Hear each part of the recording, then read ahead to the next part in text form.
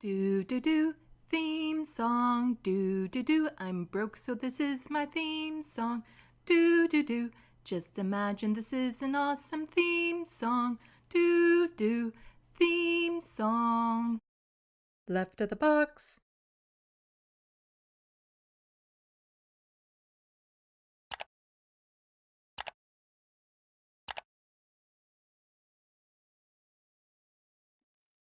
Hello, welcome to Left of the Box. Bonjour, bienvenue. I'm Sandy. Thank you everyone who has already come out on the Sunday evening, afternoon, morning, or potentially even Monday morning, depending on where you are. So far in the sandbox, we have Morbius Dragon, Torrential Rage. I don't think I've seen your name before, so welcome. And then we have Mudbuds, Monoop, and Looney Tunes 9000. Oh, my dogs are goth also popped in. Welcome, welcome. Yeah, so we'll see how long I can actually hold out today. I haven't been feeling the greatest the past couple days. Been dealing with some sort of migraine illness thing going. I don't know. I don't know what's causing it. Maybe it's the mold in the floor from the plumbing issues I had back in during Christmas that the landlord still hasn't looked into. We'll see. Hopefully that will get resolved soon. I'd also like to give a huge thank you to the person who sent me a little gift box of items from my wish list, my Amazon wish list, which is linked in the description box below. They sent me some cat treats, some cat toys, and some human treats, and I really appreciate it. Just delivered today. It helped to brighten up my day. And I will enjoy a lot of that later. I already used one of the cat toys. It's this little like gun thing that you put a round plastic thing on and you shoot and it goes zooming around, and the cats go absolutely berserk for it. So it's great.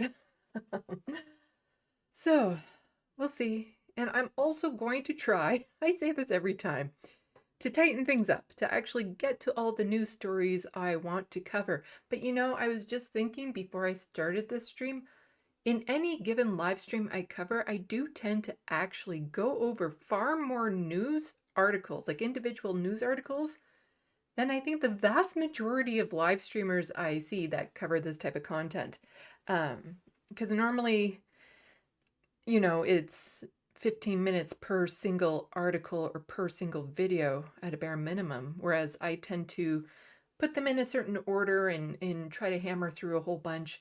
And so I think I actually cover more stories than most, which is cool, but I want to cover even more because I tend not to clear them off unless I've covered them.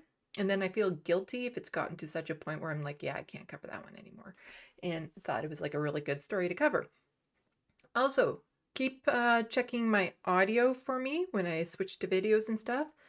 Somebody has left a comment under one of my videos saying that the contrast between the stream and ads is really bad and that I should look into fixing it.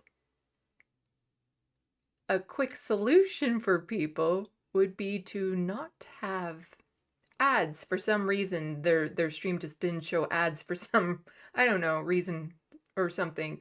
Then they wouldn't have to worry about that. if by chance they don't see any ads. It is something I am trying to fix, all audio issues, because like right now on OBS, I have this mic yanked up to the max.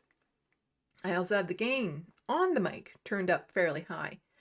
I don't necessarily want to make it much higher because then when I get kind of emotional and start speaking like really loudly and stuff, then it can cause the mic to kind of like fizz out, spike. I don't know, there's a term for it, hot mic, something like that.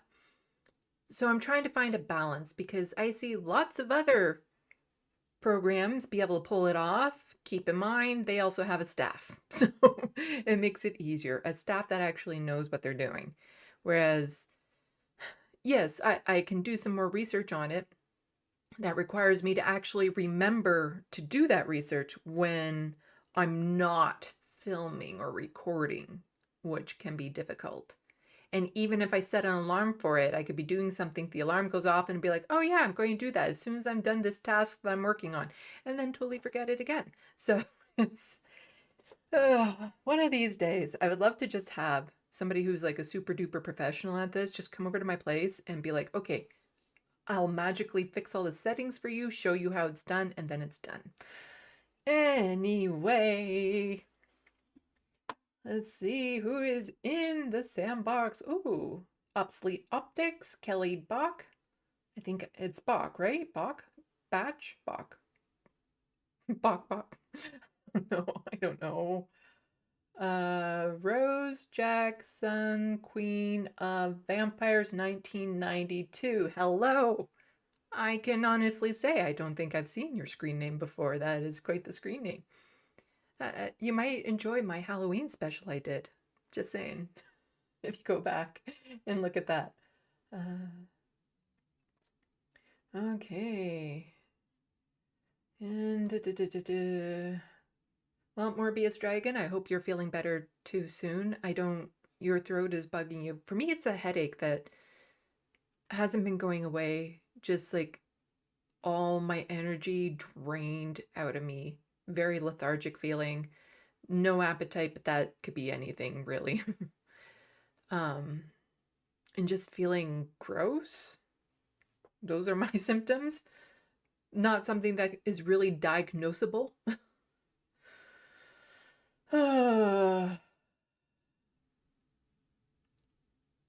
Nina Canadian, hello friend, back to you. Kelly Bach, like the composer. Okay, got it, got it. Oh.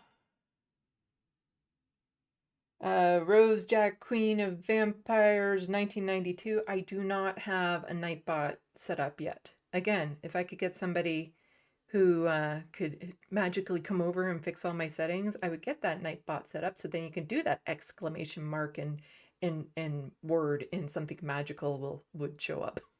Anyway.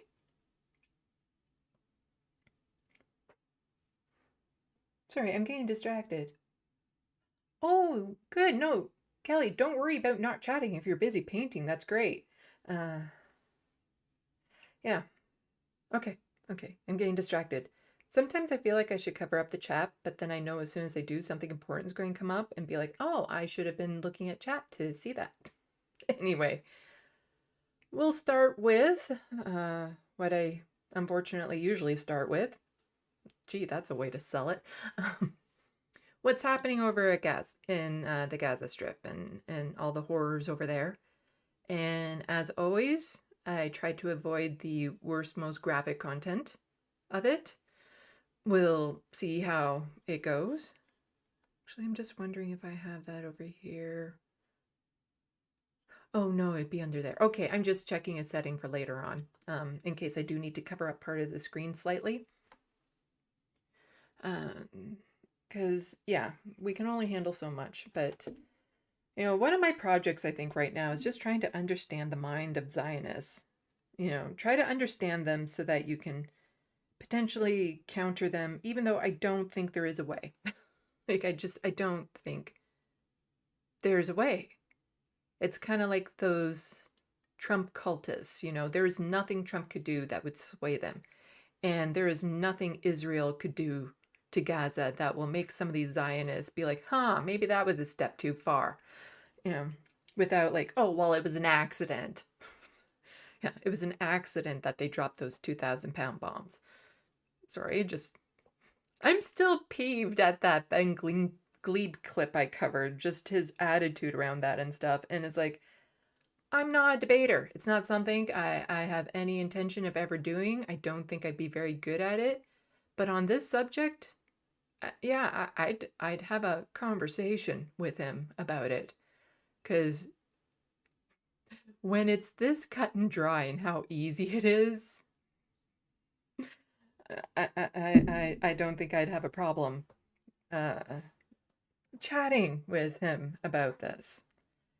The only hard part would be keeping my cool. Although he strikes me as the type to lose his cool first, which would then just reinforce my cool.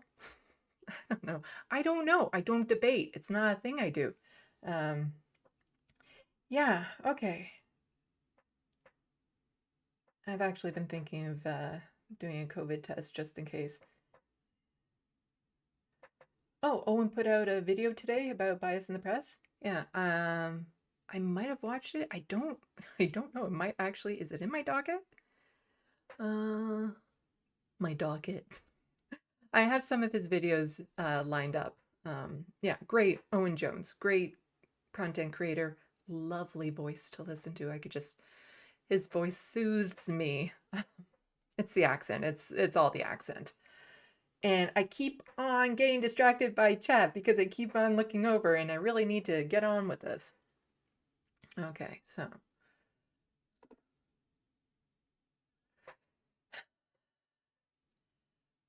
so this is from December 31st, which feels like ages ago in internet history, which kind of is anything that's more than a few days old, but I just remembered this really bothered me. And it's all in a part of I have a few videos of just Zionists being Zionists that I don't know how people can claim to be critical thinkers and not be able to objectively look at what's happening over there without saying Israel's in the wrong. Like it boggles my mind that people, there's some people that would put their head in the sand, but they've all put their head in like wet concrete.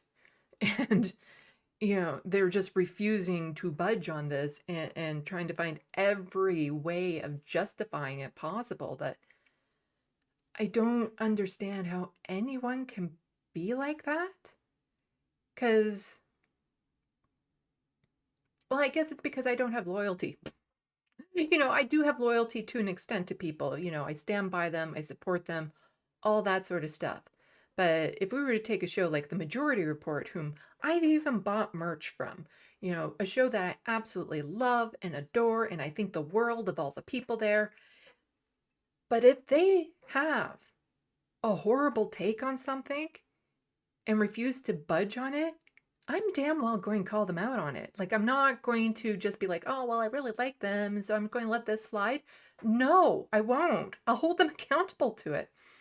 And that goes for my own country. I'm alive today because of the privilege of where I was born in the color that I was born in. And I know very well that had I been in most other countries being who I am, I probably wouldn't have made it this long. That said, it's not going to stop me from calling out my country for all the shit it's doing. So I don't understand how some people can just have their head so solidly in wet concrete to deny what is happening over there. But let's get on to this clip. It's actually been a while since I've watched it, so we'll see. Oh yeah, start off with a great little sign there. So David Michael on Twitter was tweeting this out, just saying, holy fuck, these Zionists fucks are evil, despicable racists who want to wipe the Palestinian people off the face of the earth. And I want to say something. I kind of listened to everybody, and I don't know if this is the question you wanted to ask me, but I listened to all of you, and everybody's talking about the hostages, and absolutely, they have to come back, all of them. However, this is not the end. The fact that the hostages are going to come, it's not going to end something. It's just going to be the beginning of us taking care of this, because I am not okay with living across the border of 20 or 30,000 rapists. I'm sorry. Are you?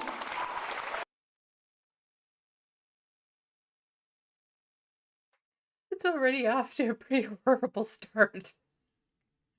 Wow. Wow. Okay. Like, how do you even argue that? Unfortunately, this is probably a thing. There are horrible people like that in Israel. I'm just saying, every country has horrible, horrible people like that. You're not living across the border from them. They're actually in the country in most cases.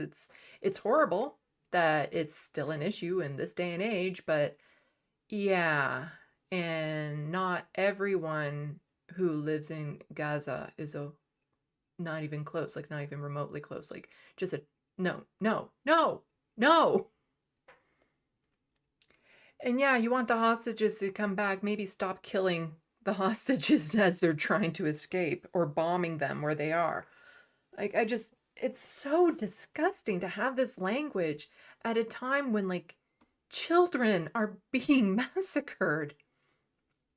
To then go on with this type of language, basically saying they deserve it. They deserve to be wiped off the face of the earth because they're evil people. And like to think that poorly about any group of people, you have to be just dyed-in-the-wool racist. Like there's no way around it. You can't think of these people as human if this is your take on it. I'm done. And all these people clapping, like, ugh. They have proven themselves to be, you know, to not be, you know, fully intact, okay? And Leah and I had a conversation about... No, they haven't. What proof? What proof? There's no proof because they're not. It. I feel like these are all mostly sociopaths. Psychopaths are born, sociopaths are made. Can you tell people what your professional qualifications are? So I am a psychotherapist and a licensed clinical social worker. I do psychotherapy. I've done it for a living. Okay, so she needs her license revoked. You know, it happened to Jordan Peterson here because of the garbage he was spewing. And so, yeah, she needs her license revoked because to have somebody in that profession just blanket statement saying that about an entire population of people, that would indicate to me she's incapable of doing her job. Like any sort of ethics involved with it are completely out the window. For a long time. And I have to say, when you talk about psychopaths are born, okay? And it's a very small percentage in the population. Sociopaths are made. And I live across the border in a lovely place. So was she made or born this way? Just wondering. In a lovely town where they are made daily. And it's time for us to stand up for it and say, enough is enough. I am not interested. And I have to tell you, and I'm going to speak American for a second. When I used to live in the U.S. Speak American. Every time I would move to a different place, I would look in the map and see if there are any pedophiles or sex offenders around me, right? In a radius of, I don't know, 5 miles, 10 miles. Where I live in like 3 miles away from 20,000 of them. And I'm not okay with it, and I don't think I'm safe, and I don't think my kid is safe. And I'm sure that's bullshit. I'm sure that's bullshit.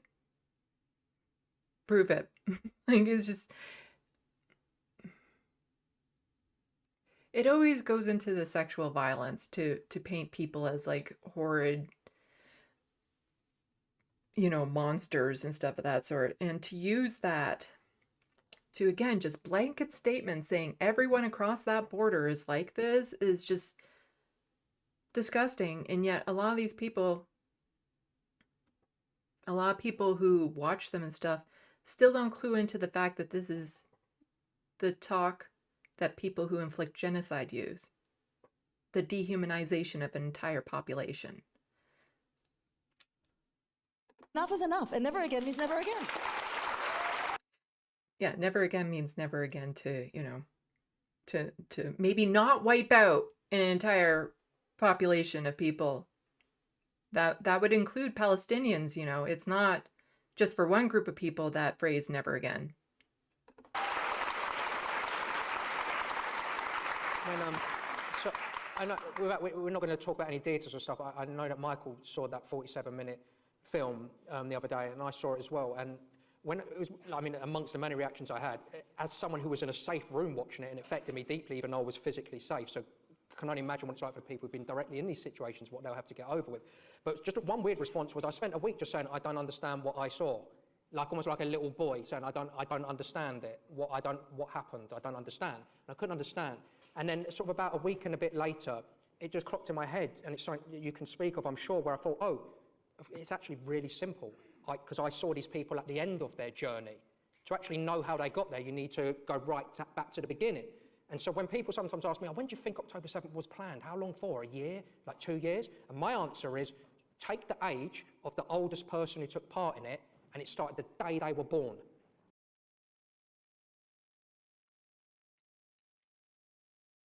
You know, in some bizarre way, he almost has a point, but not for the reasons he thinks. It has a lot to do with the conditions Israel inflicts on Gaza. The lack of proper building materials for their infrastructure, lack of supplies, you know, keeping them in an open air prison, restricting their movements, dehumanizing them at every go, kidnapping their citizens, like by arresting them for no reason, constantly tormenting them, not allowing supplies in, restricting their movements, you know, not allowing them to get the health care they need. Like, it's just, you keep on doing that, and you're going to have people to fight back. So, like, the way to end the cycle would be to stop doing that. Like, it's not a hard concept, but if you stop treating them horrendously like this, and they have access to all the resources they need, they have, you know, proper infrastructure, are treated like human beings, have a right to participate in their politics and all this sort of stuff, then the need for Hamas would go away. Like, their influence would go away if, you know, Palestinians were just treated like humans. Where if all you put in a baby's head is racism and hate and desensitize them to violence, but more than that, glorify violence and tell them that the closest way they can get to God is through violence and dying, what the fuck do you think you're going to get out of these? Every accusation is a confession. Not cluing into the fact that that has happened to him, that ever since he was a baby, he was, you know, filled with hatred and glorification of violence and all that sort of stuff, only directed towards Palestinians. And he's not thinking about that. He's only, you know, trying to say that for no reason at all, just no reason at all, Palestinians filled their babies' heads with all this hatred. For no reason at all, other than they just hate Jewish people. That's it. That's it. That's all it is. Whereas totally ignoring the fact that it's been happening to Zionists like him. The end of it, you know? Listen, I have to tell you, one of the things that I say to people all the time is that we fight because we love. We love our country, we love our kids. We fight because we love. We have to defend the things that we love. They fight because they hate. And they're being indoctrinated, is that how you say it? You know, since they're babies. And I'm sick and tired of the fact that no one is holding them accountable for it. They need to be accountable for it. They're creating it. They fight because they love,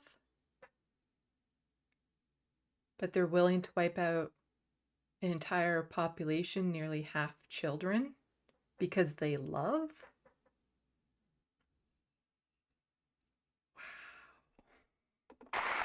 You know, and at this point, 1 + 1 is 2.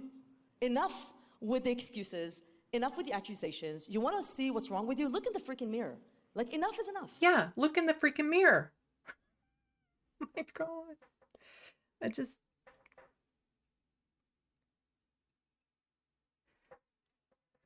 And to be able to go on stage in front of so many people and be applauded on for saying this.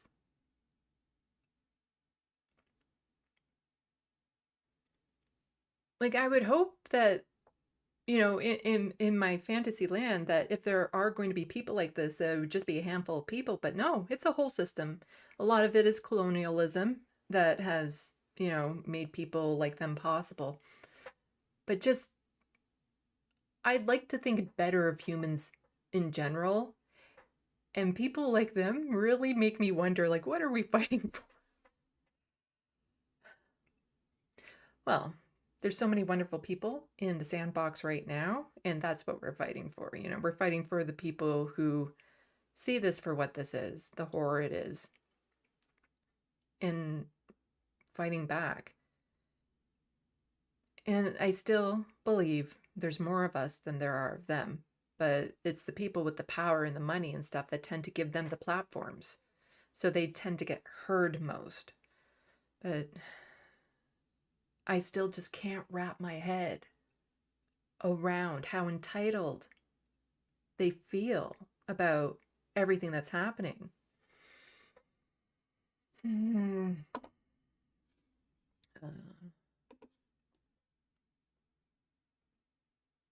And then, let's see. Then we have this one here. So Talk TV anchor departs from journalistic norms, turning an interview with MP Mustafa into a chance to insult the guest based on anti-Arab tropes. I think some of you may have seen this already. It's pretty bad. You say you don't approve And of... do you think that Israel is a democratic country? I Netanyahu know is that Israel destroying is a democracy. They democracy. have elections. No, this man is now has 4 courts against him because of Yes, 4 cases I of know. corruption. This man knows Okay. if the war stops, we he will haven't go got time to do the jail. entire history of And that's- Benjamin and that's Netanyahu, what- who is this not a is popular history. figure in Israel. When I'm not here speak to defend about Benjamin Palestinian Netanyahu. rights, Well, if Netanyahu isn't a popular figure in Israel, why does he keep on getting elected? Maybe this should be a little bit more about Netanyahu and what he's doing to keep this going so that he gets to stay in power and avoid all these charges being pressed against him. Mustafa, is it possible to... whenever I speak, Right. whenever I speak about Palestinian rights or No. Palestinian situation, you claim it is history. I'm talking about what's happening today. No, I know, and this I'm is trying not to- history. Can we just... You talked about how you don't want Israel, you're saying Israel, that October the 7th happened, you're placing that in historical context. I understand that. Please don't say that again. We don't have time for it. You've made that point 5 times already. I don't know Okay. what you have time Oh my for. Let God, me for explain the love myself. of God, let me finish a sentence, man. That's not a very professional way of talking to someone. The reality is she doesn't want him to finish because if he is able to get a complete thought out there, it makes Israel look really bad. And so she doesn't want to hear the truth, so she's shutting him down every chance she gets and then accusing him of trying to shut her down. And you'll find out why in a moment. Maybe you're not used to women talking. I don't know. But I'd... Yeah, that's pretty racist. like to finish a sentence, sir. Anyway, so... No, you are misleading the public now Really? by claiming Right, I've got this 20 thing that seconds you left. just I'm not even said. going to bother trying to And answer. what If you do don't ask think me the Israel's question. reaction is acceptable, what would have been an acceptable reaction to you? You've got 10 seconds left. To end occupation and allow peace to prevail for both people. That's their react. Brilliant. Yeah. Sorry to have, been a woman speaking to you, but there you are. Doctor. Wow. It's just, it's always deflection. It's always, well, let's make this about the treatment of women and how he's being so horrible towards women, as opposed to actually dealing with what he's saying. And his solution of end the occupation. Yeah, like I was saying earlier, you end the occupation, you remove all the power that Hamas would have. But just to have that attitude on air and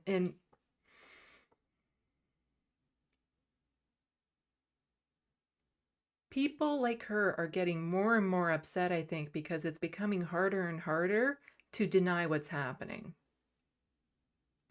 And when it gets harder like that, people tend to lash out more. They tend to find anything else to talk about, to get angry, to try to shut others down, because every day we're seeing more horrors come out of Gaza, and all these entitled, privileged, Zionist type people, it comes to a point where they can no longer keep denying what they're seeing and still be held as credible people, as unbiased people. Like most of us right now look at them and say, yeah, they're definitely being biased. But there's a whole group of people in the middle who are now waking up to what's happening. And the more that happens, then the less secure their jobs get, and the less secure their colonial system, which benefits them, becomes. It's, yeah.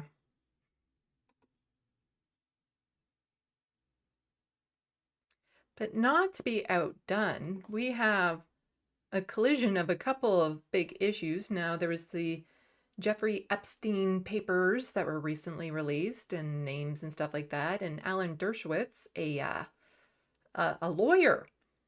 He's a lawyer. He was listed in those papers several times. And so he needs to use one horrific thing to deflect from another horrific thing.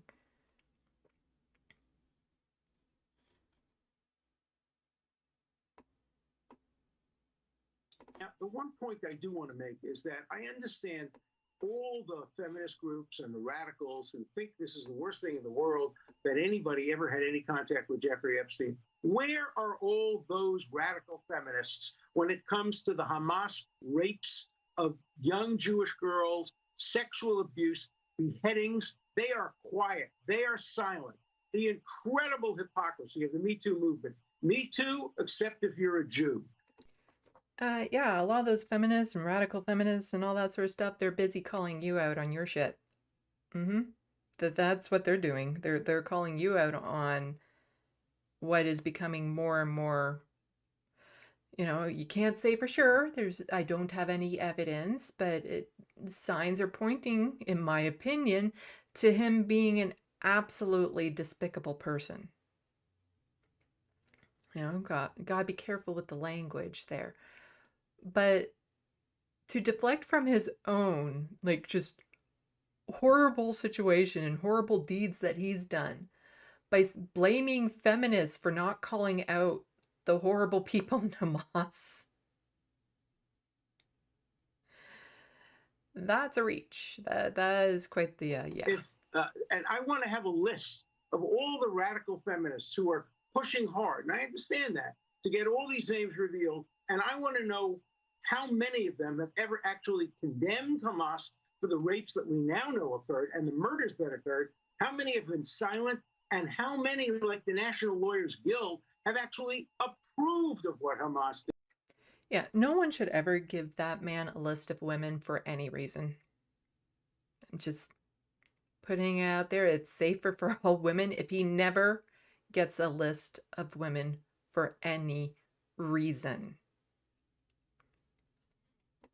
So let's put this in context. I'm thrilled that all these papers have come out. I urged them. I went to court. I asked for everything to come out because I knew that I had done nothing wrong and the papers would exculpate me. What I only worry about is that maybe the judges withheld certain documents. I want to make sure. You mean that judge that we just saw there who happened to be a woman?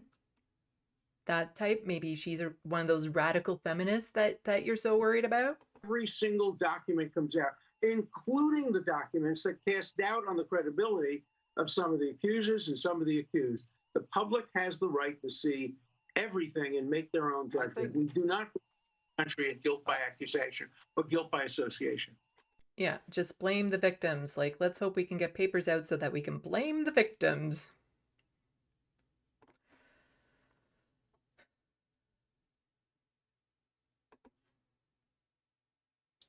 And it's not just, individual people in power trying to deny what's happening. It's also the American government. So Mehdi Hassan saying there are literally 5 pages, 59 to 6. So he's quote tweeting somebody saying, White House National Security Council spokesman John Kirby calls South Africa's 84-page suit accusing Israel of genocide meritless, counterproductive, and completely without any basis in fact whatsoever.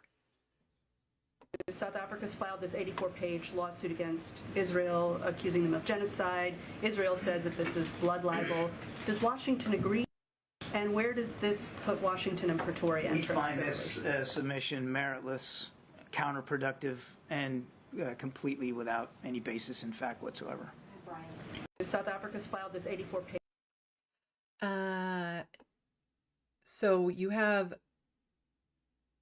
the American government with all of their resources saying that there's no merit for what South Africa is doing. And for those of you who have been fortunate enough not to be online lately, South Africa is taking Israel to the International Court of Justice with the charge of genocide.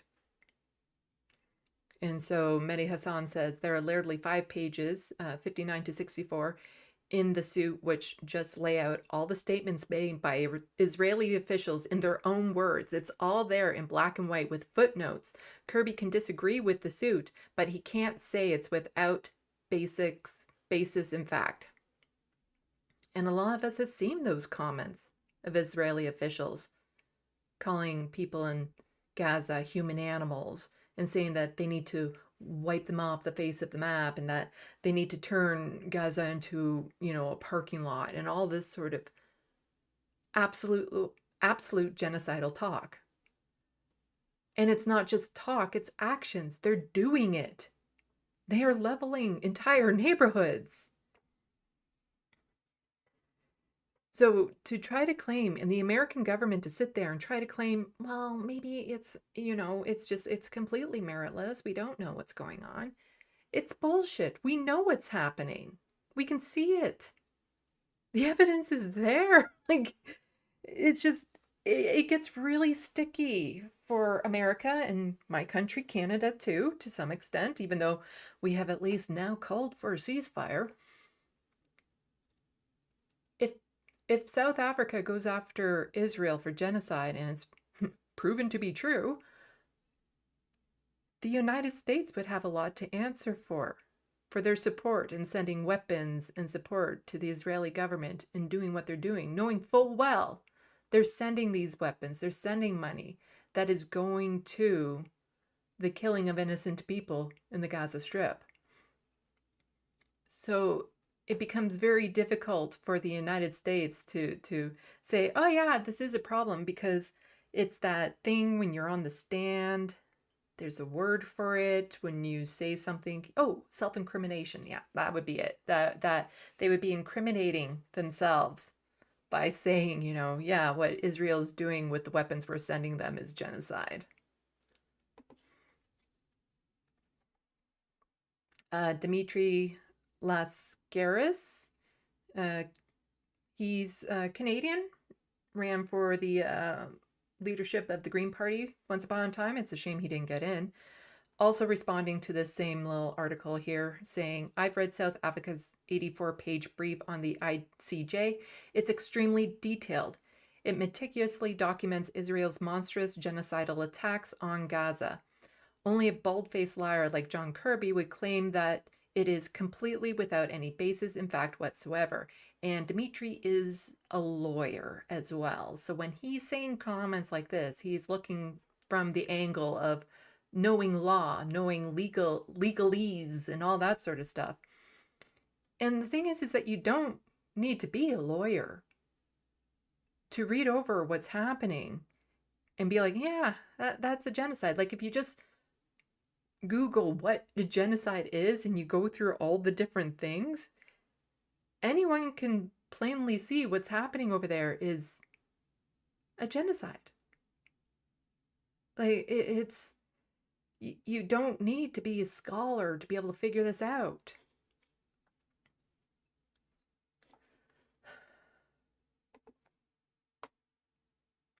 But as long as we have other colonial countries participating in it, they're not going to be so, wanting to support South Africa with this. They're not going to be like, yeah, it's genocide. We're participating with it in some degree, but, we'll call out Israel for what they're doing with the weapons we're sending them. And I think it is just really good that it's South Africa doing this. I wish Canada would, but of course we won't.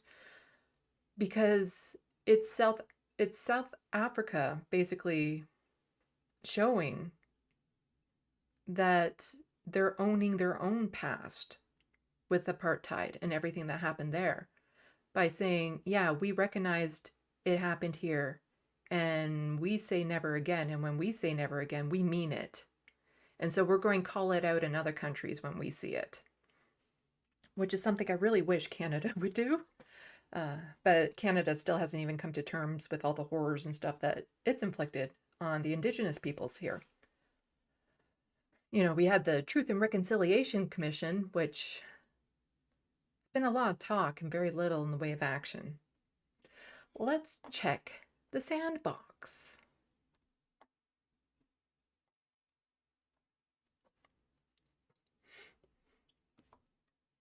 Obsolete optics, psychopaths, or born sociopaths hold public office. Yeah.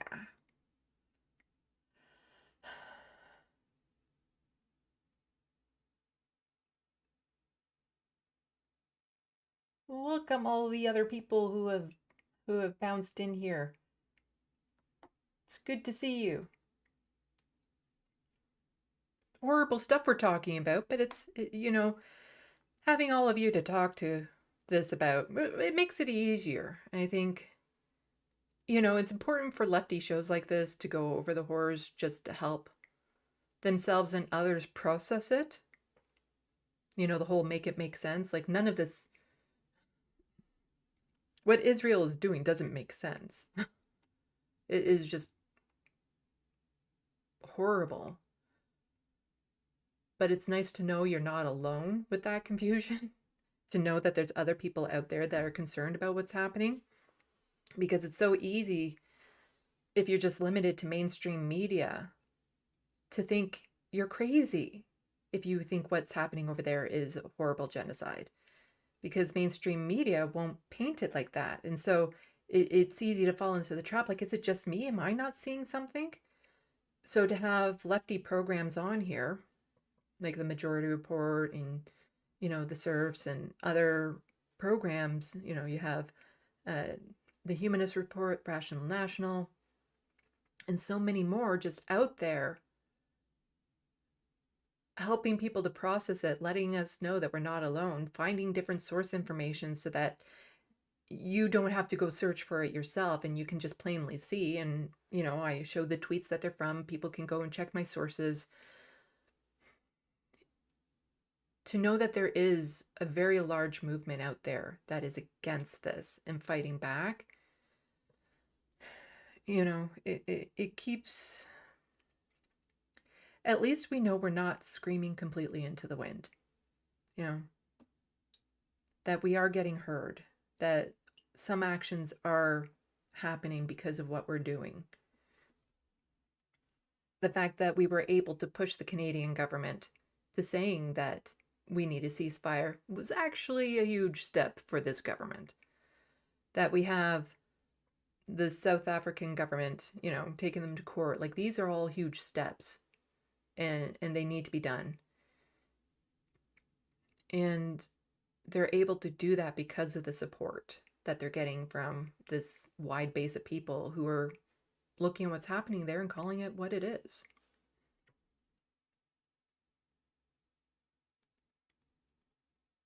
Like, I'm just trying to think, like, in 50 years, looking back on those clips that we just saw, how those people would be viewed by the public. I wish it would happen now, though. That's the thing. Like, I don't want to wait for the future on this. I want people to just, like, all the people in the audience, I want them to sit there and be like,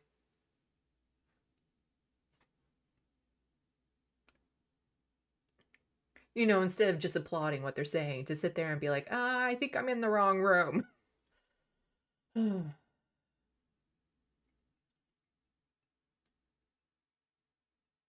Grand Theft Autobot, look in the mirror. Heed your own advice. Will they ever have that we are the baddies revelation? Yeah, I would love to see that. I would love to see that, but I don't know if there is a line. The same as I was saying earlier, there's a lot of people who, it doesn't matter what Trump does, they're still Trump fanatics. I don't think there's anything Israel can do that these Zionists will look at as bad thing, and they'll still see themselves as the victims.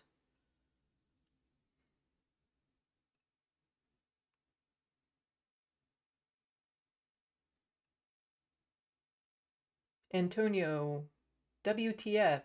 He is a total garbage person. There was a lot of them, so I'm not entirely sure which one you were talking about. Oh, emergency remedial truth. Alan, you're busted. Nasty, nasty man. Shane. Yeah, it is gross. The way he is trying to deflect. Like, he's finding himself in a corner. And so he's going to lash out even more. He's going to make more comments like this. Guaranteed he's going to get worse as he's trying desperately to, find a way out of the corner he's backed himself into. His past is catching up with him in real time, and we're watching it. And all I can say is it's not soon enough.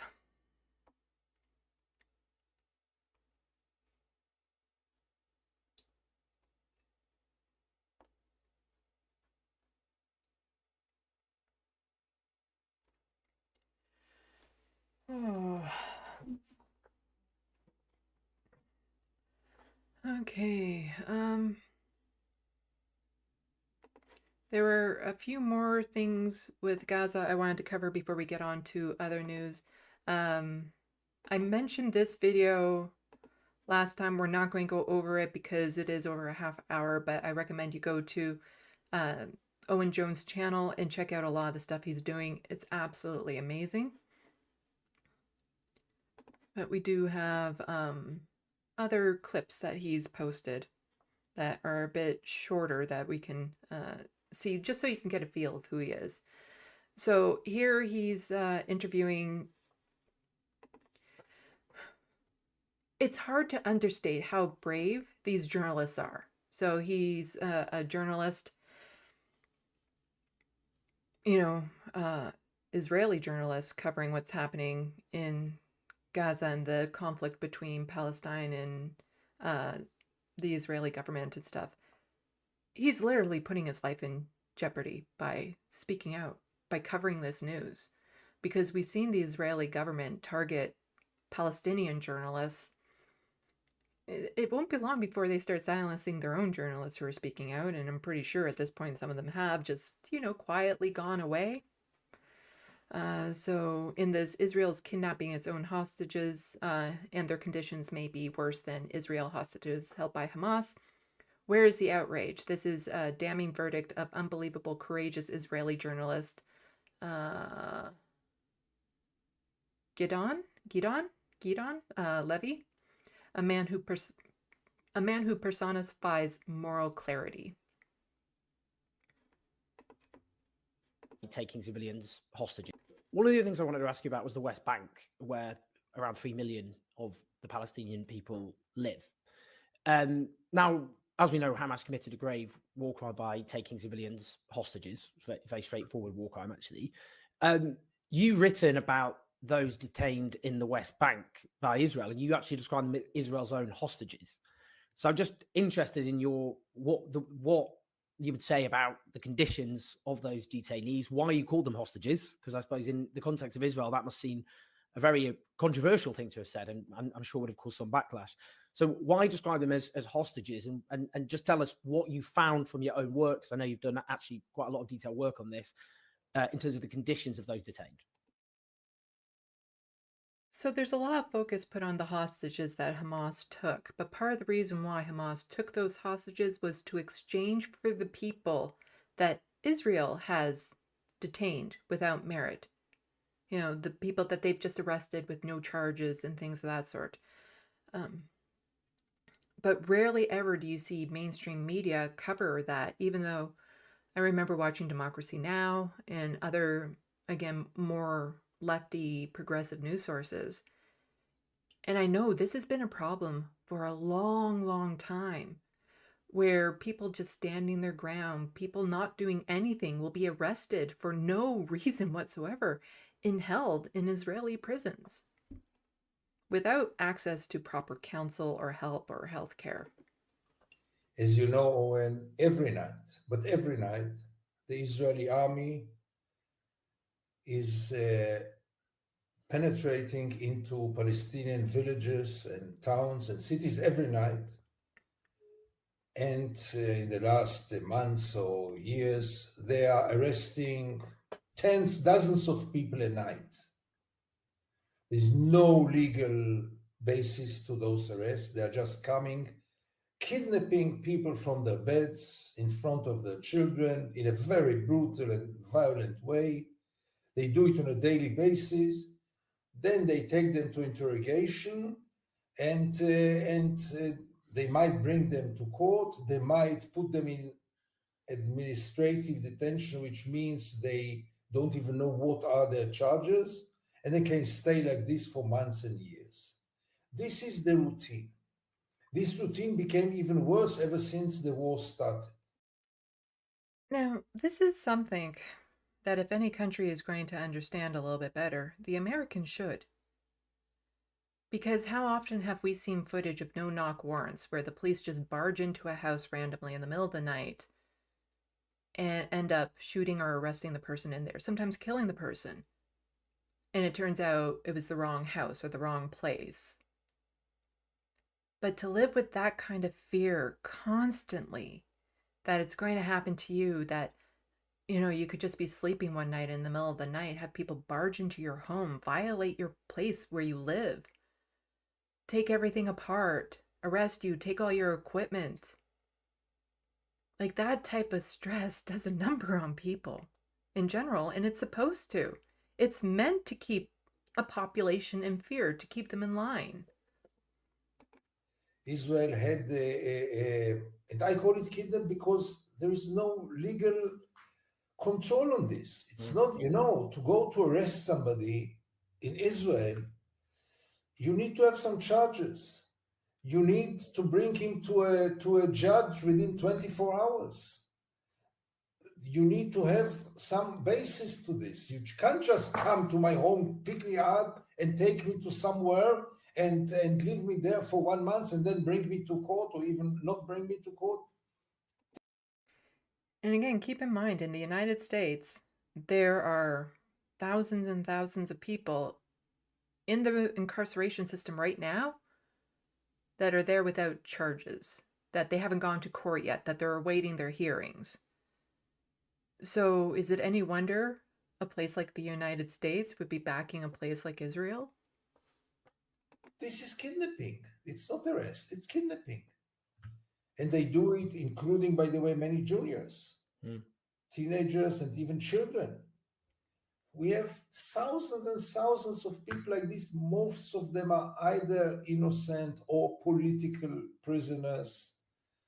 All kind of strange allegations. Above all, their punishment, if they are brought to court, because they are not brought to the court the Jews are brought to. They are brought to the military court. And the rules of the game are totally different. I mean, that's not a court, that's a joke, yeah, the military courts. All together, I cannot call them detainees. I have to call them as they are. They are kidnapped people, hostages, that Israel, and then comes the conditions in which they are held. And here there was a real deterioration ever since the war started, because we have a Minister of National Security, Itamar Ben-Gvir, who is a pure sadist. Now, also, again, keep in mind, as much as the Zionists love to blame Hamas for all of these actions that Israel's taking, a lot of those Palestinians who have been wrongfully arrested and just kind of kidnapped, they're from the West Bank, you know, where Hamas is not. I think some people might remember seeing the footage of a Palestinian who lives within Israel who was harassed for just looking at content saying, you know, Palestinian lives matter. It is just like the bravery he's doing right now by just speaking up against, out against this it's incredible, because so many people there for just looking at the wrong clips on YouTube are getting harassed and arrested. That's his main motivation, to be as evil as possible to Palestinians. Ding dong, ding dong. A settler, a violent man who with a criminal background, with dozens of trials that he had in the past, arrested many times, really a gangster.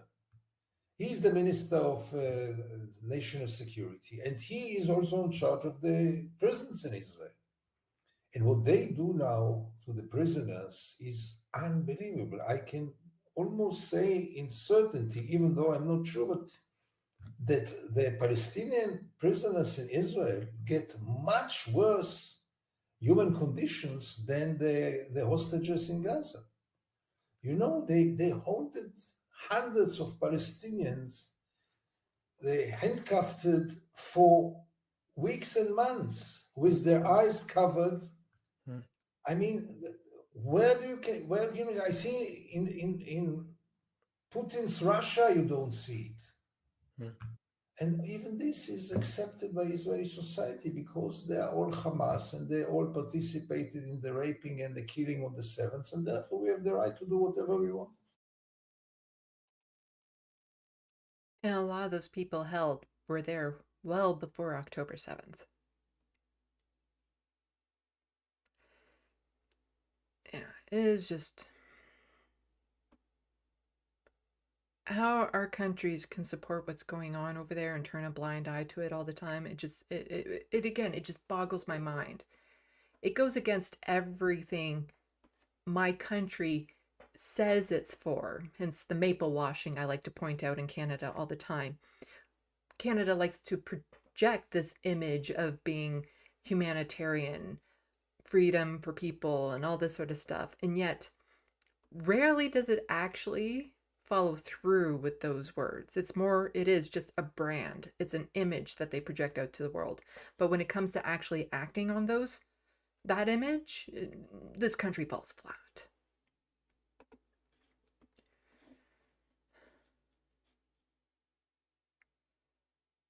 And then Mehdi Hassan was saying, how is anyone okay with this? We got the UN warns Gaza is now uninhabitable as the war continues. Humanitarian chief fears famine around the corner with 85% of population displaced and more than 20,000 dead.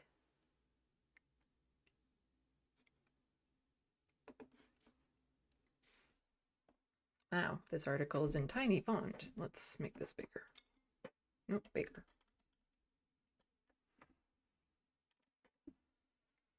I'm not going to read the whole article because I don't need to be the audio play of these.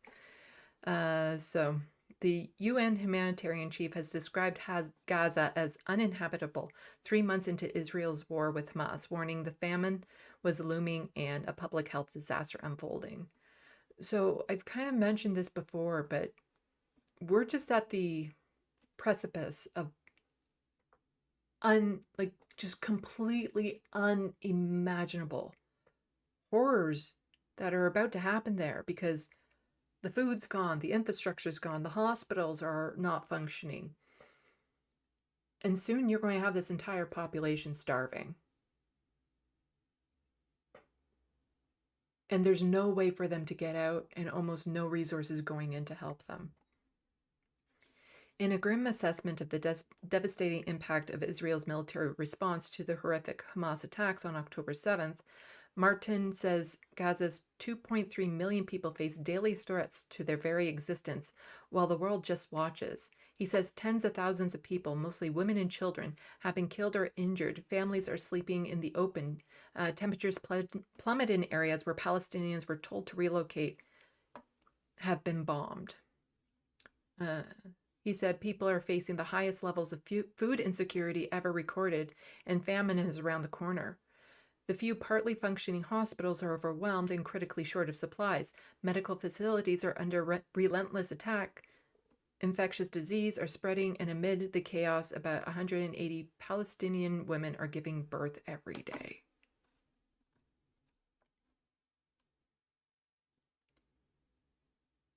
Yeah, like this all of this needed to stop yesterday. Like, it is just, the bombing needs to stop, the aggression needs to stop, and we need to start getting supplies in there now.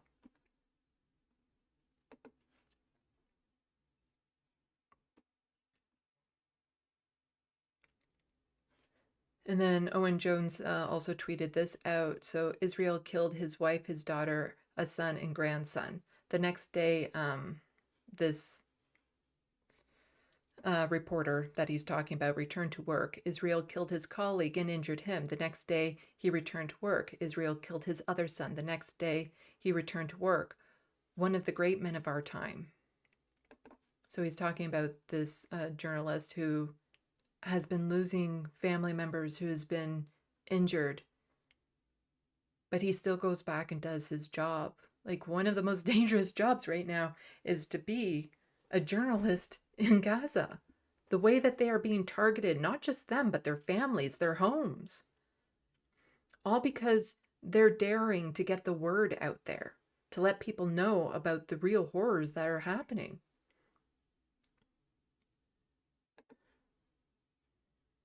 Mehdi Hassan also, and I'll get to why I'm going over all these in just a moment, but Mehdi Hassan tweets out, read the sentence, then reread it, then ask yourself how anyone is okay with this level of human suffering.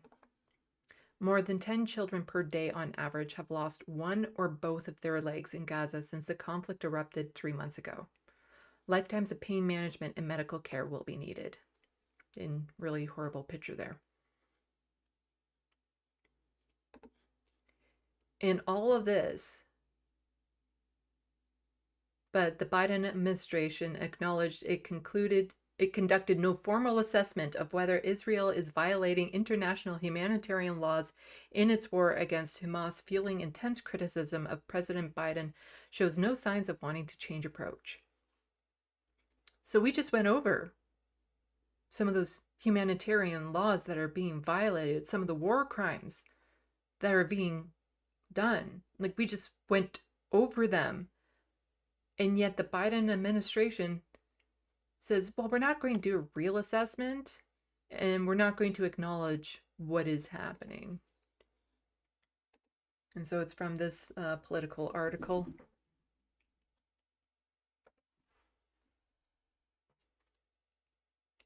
The Biden administration has been deflecting accusations this week about Israel's action in Gaza, saying its ally isn't committing acts of genocide.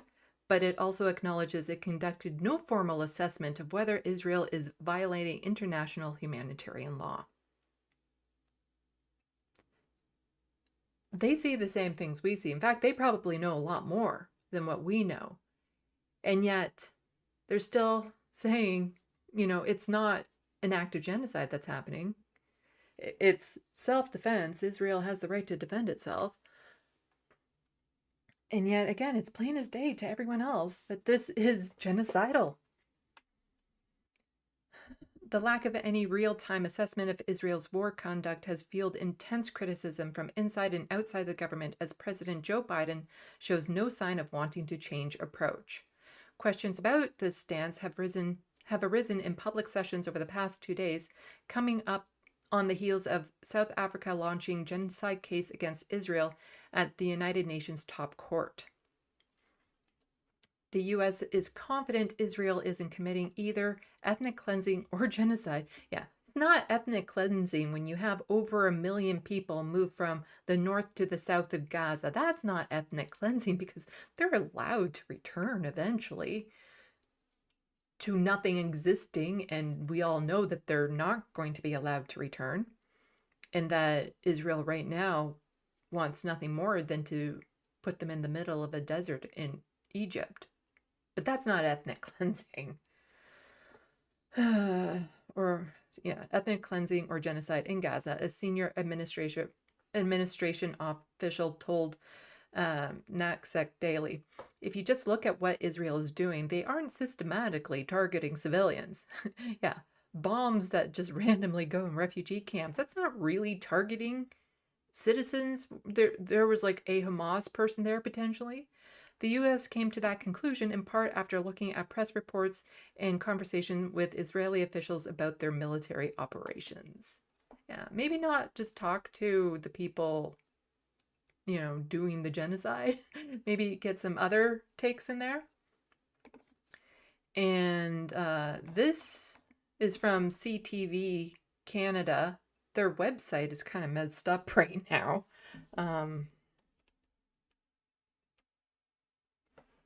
Yeah, for some reason, their website isn't formatting properly, and their headline stuff isn't there, and I don't know. um, Kind of makes me feel good to know that CTV Canada, CTV News can mess up this bad. Makes me feel better about the mess ups that I have. But pressure mounts on Canada to support South Africa's legal battle for ceasefire in Gaza. And just scroll down to here saying high threshold to prove genocide. The Hamas-run health ministry in Gaza said the death toll in regions have surpassed 22,000 and nearly 60,000 Palestinians have been wounded.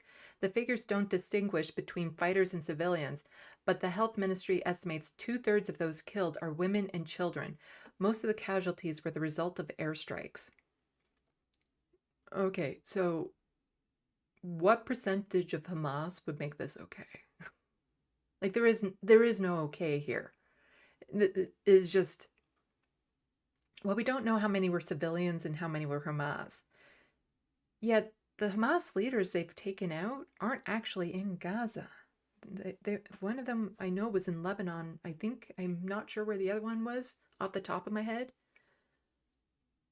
The people who run and control Hamas had the means to leave the country. They had the means to escape, to find a safer place to go to. So they're not there anymore. And yet the civilians in the most densely populated place on earth are still being targeted because of a hypothetical Hamas person with what? The ability to launch a counteroffensive against Israel that would come anywhere close to threatening them? There is debate among legal scholars as to whether or not Israel's actions meet the definition of genocide. And again, Canada very, not necessarily wanting to agree because of Canada's own history with genocide and wiping out complete cultures and civilizations and groups of people. Noah Weisbord, an association professor at McGill University Faculty of Law, told CTV National News, proving genocide is a very high bar and requires South Africa to show that Israel is intending to destroy the Palestinians, not just culturally, but also biologically and physically. I'm pretty sure we have evidence of that, of them actually saying those things, of Israeli officials saying that, but yeah. Weisbord said South Africa prosecutors must also demonstrate that Israel's actions are beyond attacking the civilian population or trying to drive them out of the territory, but actual attempts like the Nazis did against the Jews in World War II to wipe them off the face of the map. The Genocide Convention was adopted by the United Nations in 1948, mainly in response to the Holocaust. Jane Bolden, an international relations and secretary expert at Queen's University, told CTV National News that South Africa will use the rhetoric of some of the Israeli politicians calling for the removal of Palestinians to bolster its argument of intent. Bolden said the World Court could also choose to define genocide more broadly by asking whether in targeting Hamas in Gaza and not allowing Gazans to flee that territory, is Israel in effect engaging in acts of genocide? With an area of 365 square kilometers, the Gaza Strip is half the size of Toronto. Sorry, I know Toronto, so that actually really helped me visualize it. Because I hear the numbers and I hear it's small. But yeah, satellite imagery shows that most of northern Gaza has been reduced to rubble by airstrikes, and more than 2 million people have been displaced. They are crowded into southern Gaza and forced to seek refuge in shrinking areas Israel has designated safe from airstrikes. Palestinians cannot flee to neighboring countries as border crossings are closed. Bolden said the International Court is making an assessment could also take into account other widely accepted examples of genocide, including the ethnic cleansing of Tutsis in Rwanda or the explosion of violence initiated by the Khmer Rouge in Cambodia, which displaced city dwellers and educated people to the countryside in an attempt to create a classless agrarian society. Agrarian. And so, yeah, so pressure mounts on Canada to support South Africa's legal battle for ceasefire in Gaza. As South Africa seeks urgent order, blah, blah, blah. That's the article that I was just reading from. And Agent NDN on Twitter, Israeli officials are literally at the Knesset saying shit like, wipe them out. Every man, woman, and child. Don't leave a single Palestinian alive. And you all hem and haw and look crossways and philosophize about what it could mean. They are screaming it plain as day. Wake up. Yeah. It is.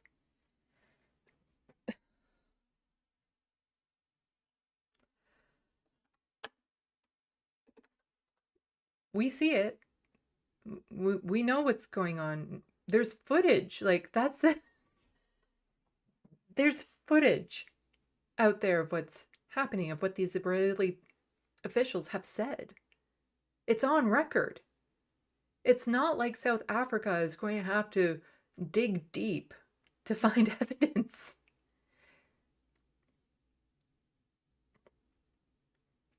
But a part of me now is almost worried that if they aren't convicted of genocide, then what is the bar to be convicted of it?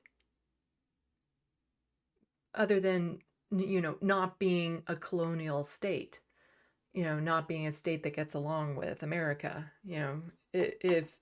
If Israel was a different country in Asia or Africa or something like that, then maybe the United States would be a lot faster to say, oh yeah, it's genocide, what's happening over there. But since it's a colonial state, well, it can't be genocide. It's not like the colonialists were ever known to do anything like that. Oh. Horrible, horrible. Let's check the sandbox, shall we? I actually got through most of what I wanted to cover with Gaza, but I feel like we've sat on that enough, and I want to move on. So other stuff I can switch to on the next live stream.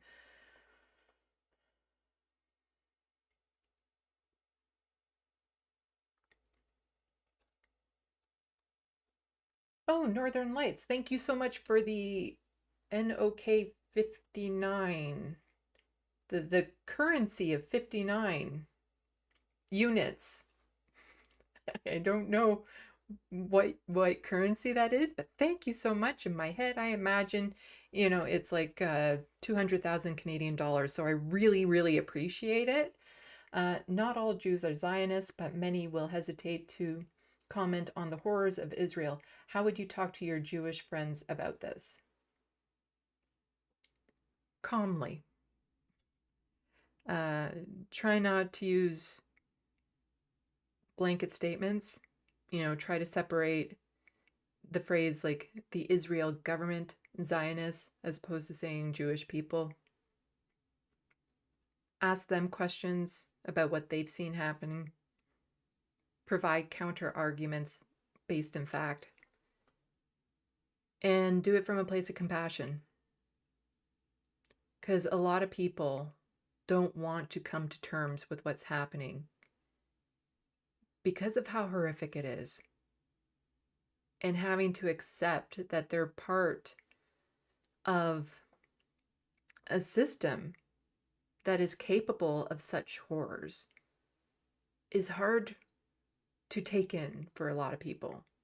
Like, there's a lot of Canadians here who refuse to accept what this government has done to Indigenous peoples, what it's doing to people who live with disabilities, what it's doing to people even to this day, because they don't want to admit that the country that has benefited them, that has helped them, could be capable of doing this horrible stuff. Because to Jewish people, Israel is very supportive. And so it takes a lot to detach yourself from that and accept the horrors that they're doing. because you don't want to be connected to that. If you're a decent human, you don't want to be anywhere connected to that. So it's important to just stay patient, be compassionate about it, you know, understanding that to come to terms with everything that's happening will cause decent people a lot of pain. And ask them questions. You know, well, what do they mean by this? What about, you know, these bombs that they sent? What about the fact that this has happened? What about this? What about that? You know, because the more and more you get into the details, the harder it is to deny what's happening. So that like basically gently and patiently is how I would talk to Jewish friends about this. And just try to get a feel of where they're at, and don't try to do it all at once. You know, you're not going to change a person's mind in one conversation. And sometimes people need to sit with it. They need to sit with the information, let it ruminate in their head, let them connect the dots. Don't try to force it on them right away. They have to be able to, for it to really sink in and for them to really accept it, they have to do the work. They have to, you know, process it and put it together. So don't get frustrated with them right away if they're not getting it. That's what I would say with that. And that goes with a lot of other issues. If you have a family member and you're trying to talk to them about queer issues and they seem closed off to it, it's, again, just be gentle and patient and don't try to change their mind in one conversation. And just, you know, remind them that you care about them too. You know, if you're friends with them, that there's a good reason why you're friends with them.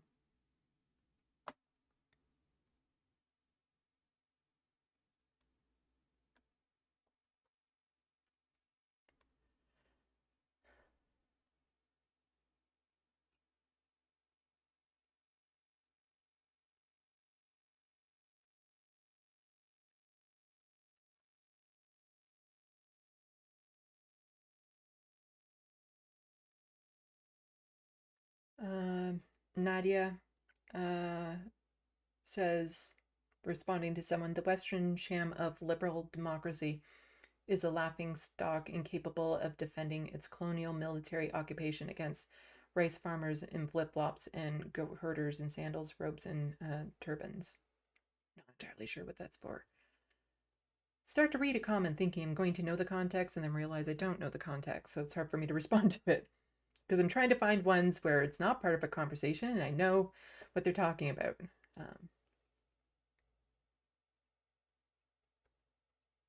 MIDI doctors, what's interesting is the State Department is starting to create a legal defense narrative. That's the thing. Even if the United States, you know, is shown that it is complicit in actually enabling this genocide, it's not like they're ever going to be held accountable. You know, not with the global politics the way it is, not for the foreseeable future. Like, who's going to hold them accountable? How is that going to happen? It's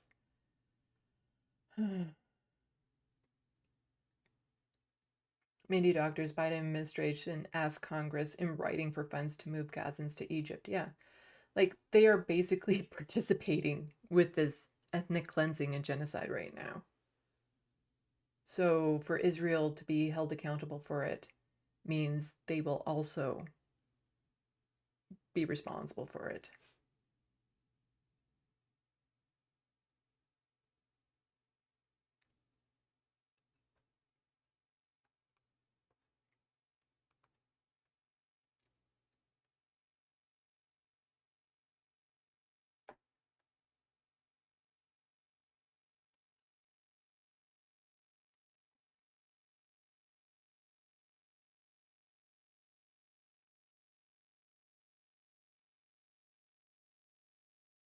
Northern Lights, if this isn't genocide, nothing is. Yeah.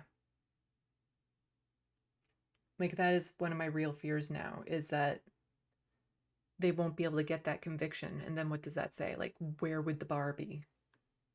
Like, would it only be able to be something that could be, convicted of after the fact? That while it's happening, you can never charge a country until you see the end result?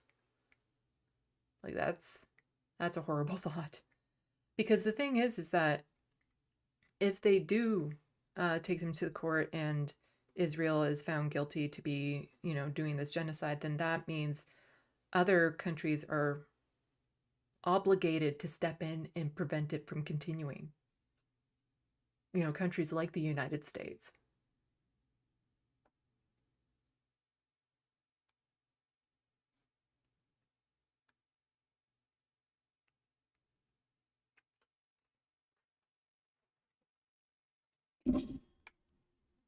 Okay, I'm glad I was able to answer your question, Northern Lights.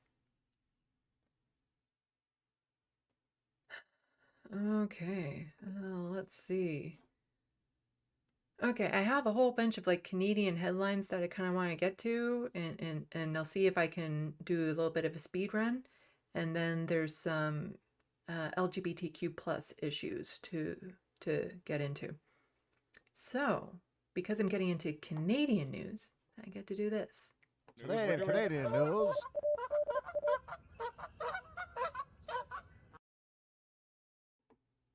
I love that little transition thing that I made.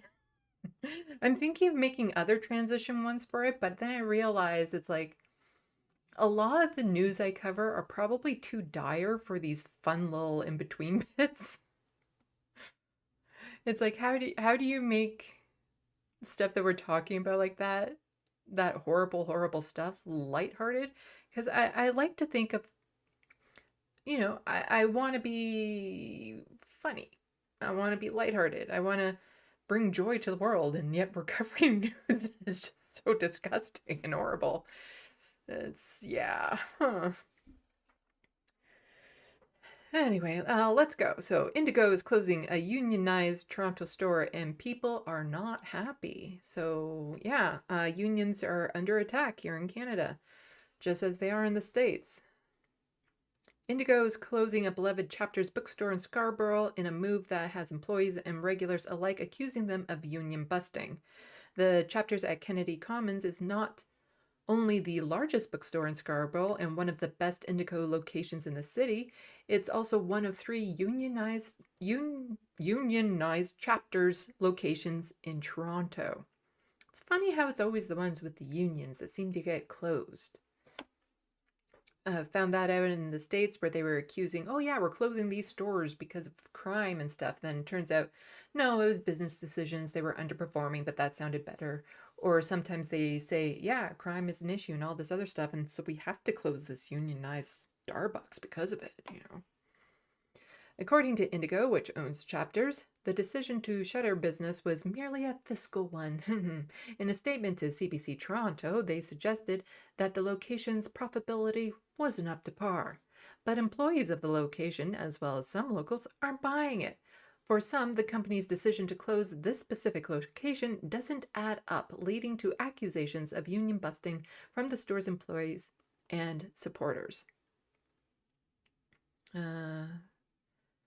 We think we're being made an example of for being unionized and for demanding better wages. Victoria Popov, a part-time employee and union steward at the store, told CBC, I think they want to show other stores, this is what will happen to you if you dare step out of line. While only a legal proceeding will be able to determine whether Indigo is truly guilty of union busting or not, there is no legal proceeding needed to say that they are guilty of very, very poor timing. Members of Chapters 929 say they were informed of the closure just days before the holidays, in a move that makes CEO Heather Reisman look a lot like Ebenezer Scrooge.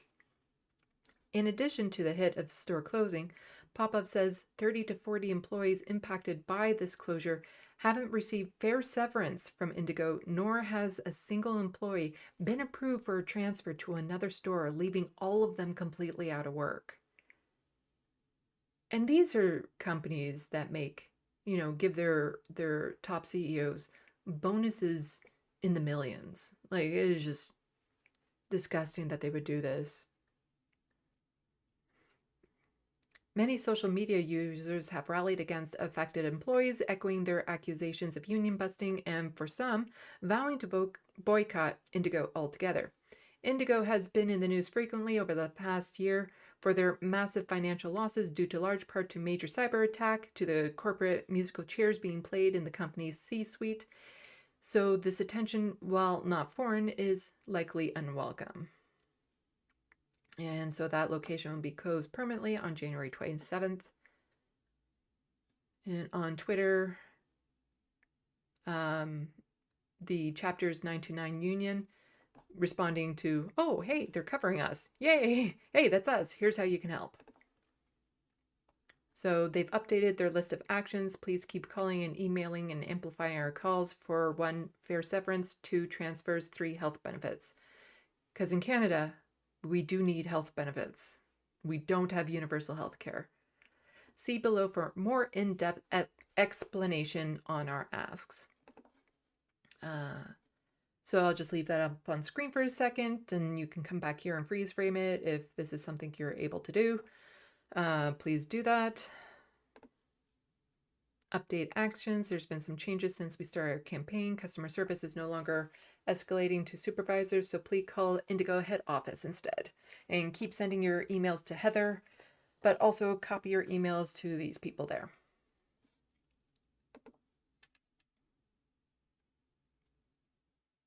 Okay, so that I felt was just important because, again, we live in Canada and a lot of people aren't realizing that our unions are being broken apart, falling apart, being trampled on by the government. And so it's important that we stay aware of what's going on.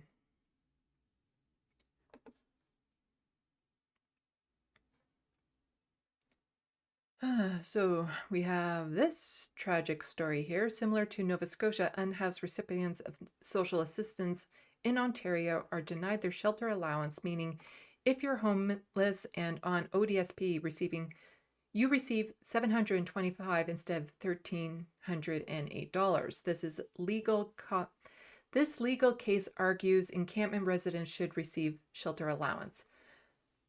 What a lot of people don't know is if you're on disability support payments, there's part of it that's called the shelter or housing allowance. Yeah, it's called an allowance.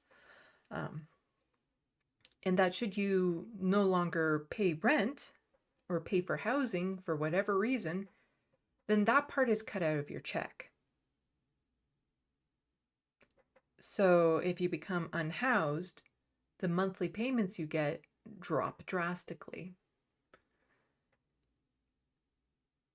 which means you are often then stuck on the streets because you don't have the money. And just what they call shelter allowance, it's like $500 or something like that. There is nowhere you can even rent a closet for that much money. Like, shelter allowance doesn't actually cover shelter.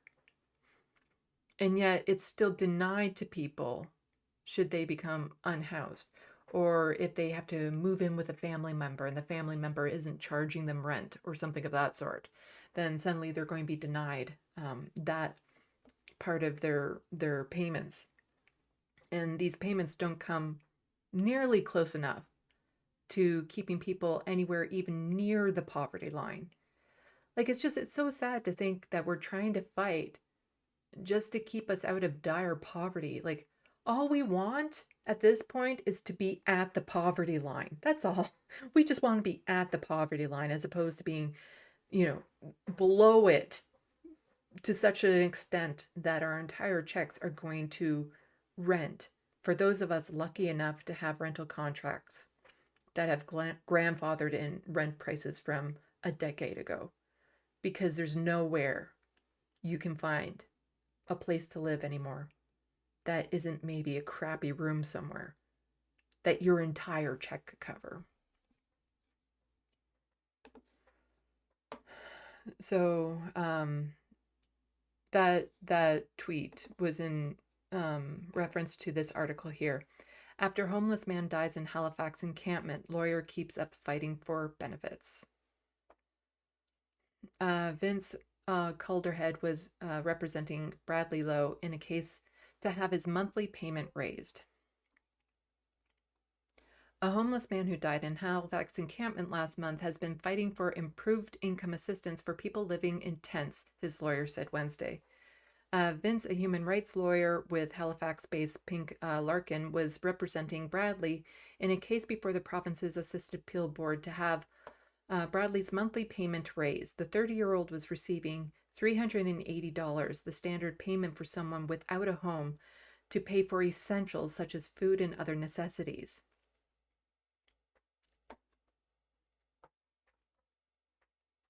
One grocery bill for me is a third of that. And I shop cheap. That doesn't cover essentials and necessities. But he had argued he was eligible for $950, the standard rate for people with disabilities who live in a household. Vince said people shouldn't receive less assistance because they live in a tent instead of a more traditional home. And if the hearing is successful, it could influence future decisions at appeals board, possibly allowing other homeless people to receive significantly more money from the province than they currently get, he said. Also keep in mind that there are now some encampments where they've gone to court and the court has said that they have a legal right to exist because there's no suitable shelters for them to go to. So then wouldn't that also kind of go towards the fact that this is now their housing?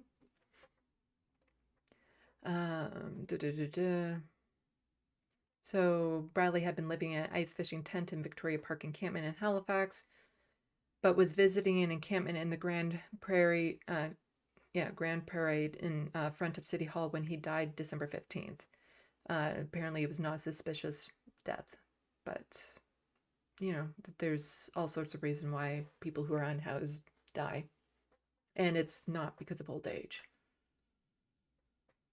Yeah, so encampments are becoming long-term accommodations. I'm just trying to get to different parts here. So in his submission, Vince presented evidence indicating at least $475 is required just for food, not counting medication and other basic items. The Province Medical Examiner Service declined an interview regarding Bradley's death occurring, citing privacy. Police say they're medical distress, not suspicious.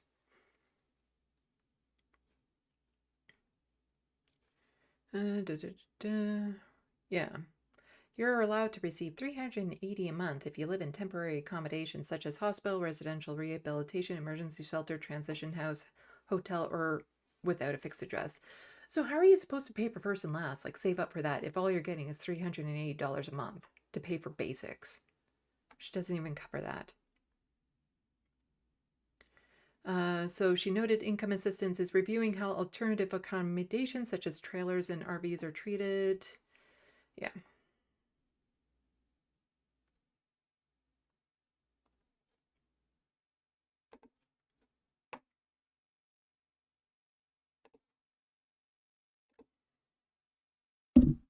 And just another person, where's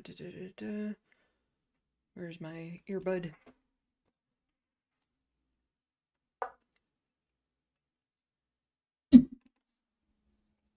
Just trying to look for places that were 24 hours, you know, so I could stay overnight, that would be quiet. And I found a couple places. The first one was the Ottawa International Airport, where I stayed there for about 8 days before I was discovered. Yeah, people are just trying to find any place to stay warm, any place where they can maybe go unnoticed for a little bit. I stayed there, then I got escorted out, and then that's when I started the bus journey, which is behind us, I guess, where I would take buses, you know, all through the night. I figured out the bus routes so that I could get to, which was basically from the airport was the 97 to Herdman, and then from Herdman I could get to Rideau, and from Rideau I could get all the way to Barrhaven Centre. Happily discovered that there was a 24-hour Timmy's in Barrhaven. Timmy's is Tim Hortons, the primary coffee chain across Canada, which we often call just Timmy's. And, enjoyed lots of coffee. There's a way that you can basically, between there and the O train, of basically pretty much staying on buses all night. If you have a bus pass, you can ride as much as you want. Just keep tapping. That's nowhere you can actually sleep, like get any sort of quality of sleep, and you don't have access to washrooms, to privacy, like no privacy at all. If that's what, if your alternative is that or some cardboard box on the street, like what are you going to do? Up in your pass. I spent some time at three of the hospitals. For that period of time, I found a quiet corner and found a blanket, and I got some good sleep there. I had a storage locker by that time, where I had my stuff, and I'd heard rumors that you weren't supposed to stay in it, but I'd also found a number of articles online where people were doing it anyway. Like those are the extents people are having to go to because they can't afford anywhere to live. Like with emergency rooms so crowded these days, it would actually be fairly easy to go find some chair to sit in there and go unnoticed for quite some time before, security might notice that you're not getting seen, or somebody noticing that you're just sitting there. Or, those lockers, storage lockers that people get. Again, no washroom or really any protection from the temperatures and things of that sort. Like it's just, this is what people are trying to come up with as just somewhere where they can sleep. They just didn't have anywhere to live. So where are you going to live? You're going to live in your truck. You're going to live in your storage locker. You're going to find, a nice tree and camp under it. Tent village. I mean, what are your choices? And it's not that I can't afford rent. I can afford rent, but the rentals that are out there in Ottawa right now, and everybody knows how difficult it is to find a place. I was at the storage locker for about a month before I got discovered. Somewhere I slipped up, but yeah. So he says that he can afford rent if he could actually find a place, type thing, which would indicate he has some sort of source of income. So it's not just people who have no income that are ending up in these situations. People can have jobs and live in shelters because they can't afford rent anywhere we're going. And we'll get a little bit into that in a moment too, just how bad that's getting. I tried very hard to be inconspicuous. I kept the place clean. It was where I was staying. I didn't eat in there. It was just get in there, crash, get up. I'm not an expert, but I've lived on the street.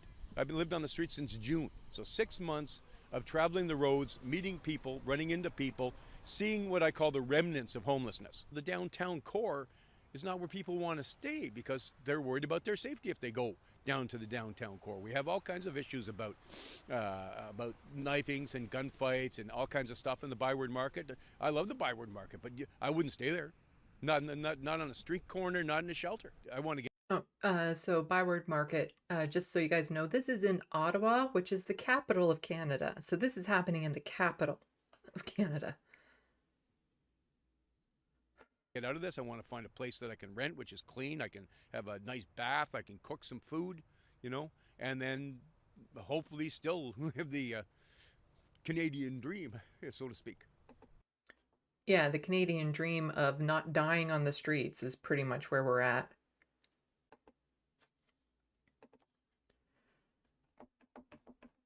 So I talk a lot about Ontario disability because that's what I'm familiar with, but it's not the only type of social assistance that we get here. We also have welfare. In Ontario, it's called Ontario Works, and it's for people who are unemployed but could potentially get a job or just struggling to find a job. And back in the 90s, we had a horrible Prime Minister Mike Harris, who slashed, or Premier, was he Premier or Prime Minister? I can't remember. They all blend together. Premier, who slashed the systems and cut them so severely. And apparently, and there was a lot of outrage, he more or less lost his job because of it. And yeah. Who am I thinking? I don't know. I'm thinking something. I get confused with names. But there was a lot of pushback about how horrible he was, and now it turns out the situation is even worse. So welfare rate's now $200 a month below the Harris cuts of 1995. If you spend $650 a month on rent and your maximum Ontario Works OW allowance is $733 a month, you simply can't afford the basics of food, clothing, personal care, smartphone, and transit. You're not going to find a place for $650 a month to live. Yeah. He was Ontario's premier. Horrible, horrible person. A housing list from Scarborough Legal Clinic shows that for a single person, the lowest rent for a shared accommodation in Scarborough is $650 a month if you can get it. I can never use like, that's the thing. I would never be able to live in shared accommodations. I can't live with other people. I can't. I can't. I need my own space. And yet that's what some people have no other choice. Like, I didn't do well when I was in the shelter system. I didn't do well there because I have all the people I had to interact with on a regular basis. Going back to 2018, the same rent could be obtained for $450 or $500 a month. But if you spend $650 a month on rent and your maximum is $733 a month, you simply can't afford the basics. Without connectivity or transit, you can neither hear nor read about work, nor can you travel to work, or even if you manage to secure it. Yeah. That's a problem with a lot of people saying they don't want shelters in you know, these tiny homes and all that sort of stuff near areas where people can travel to easily. Because how are people supposed to get there, especially if you have a disability and you can't use certain types of transit? Then how are you supposed to get to these jobs if you're able to get one? It's also becoming extraordinarily difficult to get a job if you don't have one.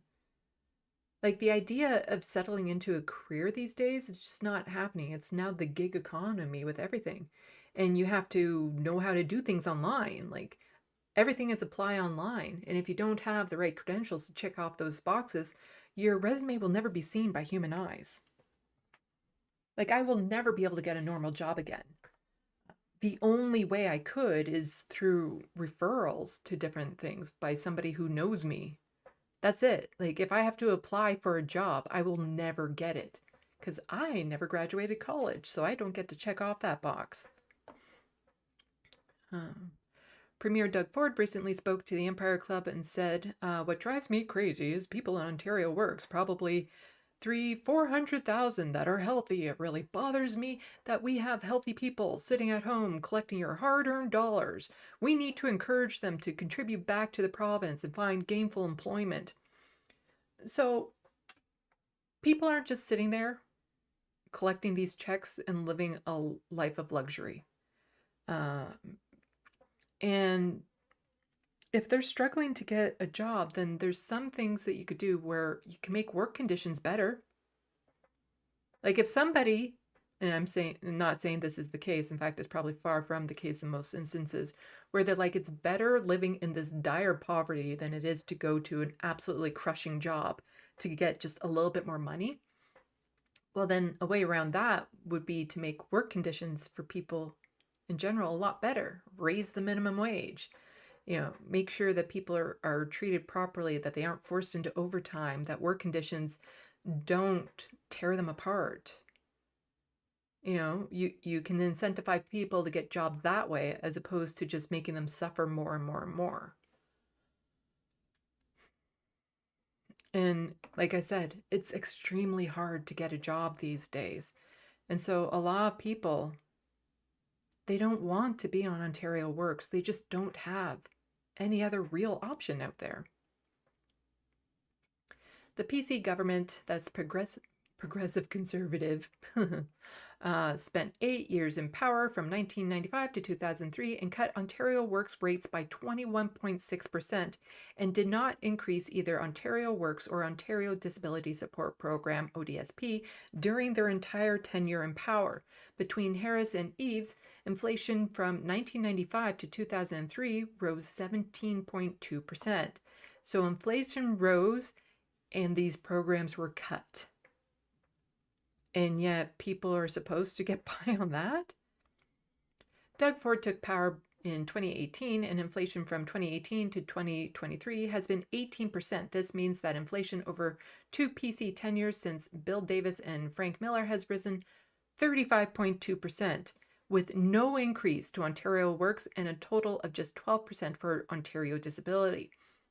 So that raise to Ontario Disability only happened as of like last year, and it was just incremental. And so we were on a freeze of like 5 years in a row without any raises to what we were getting. So nothing to meet inflation or anything of that sort. And you hear me talk a lot about Ontario Disability because that's what I'm familiar with.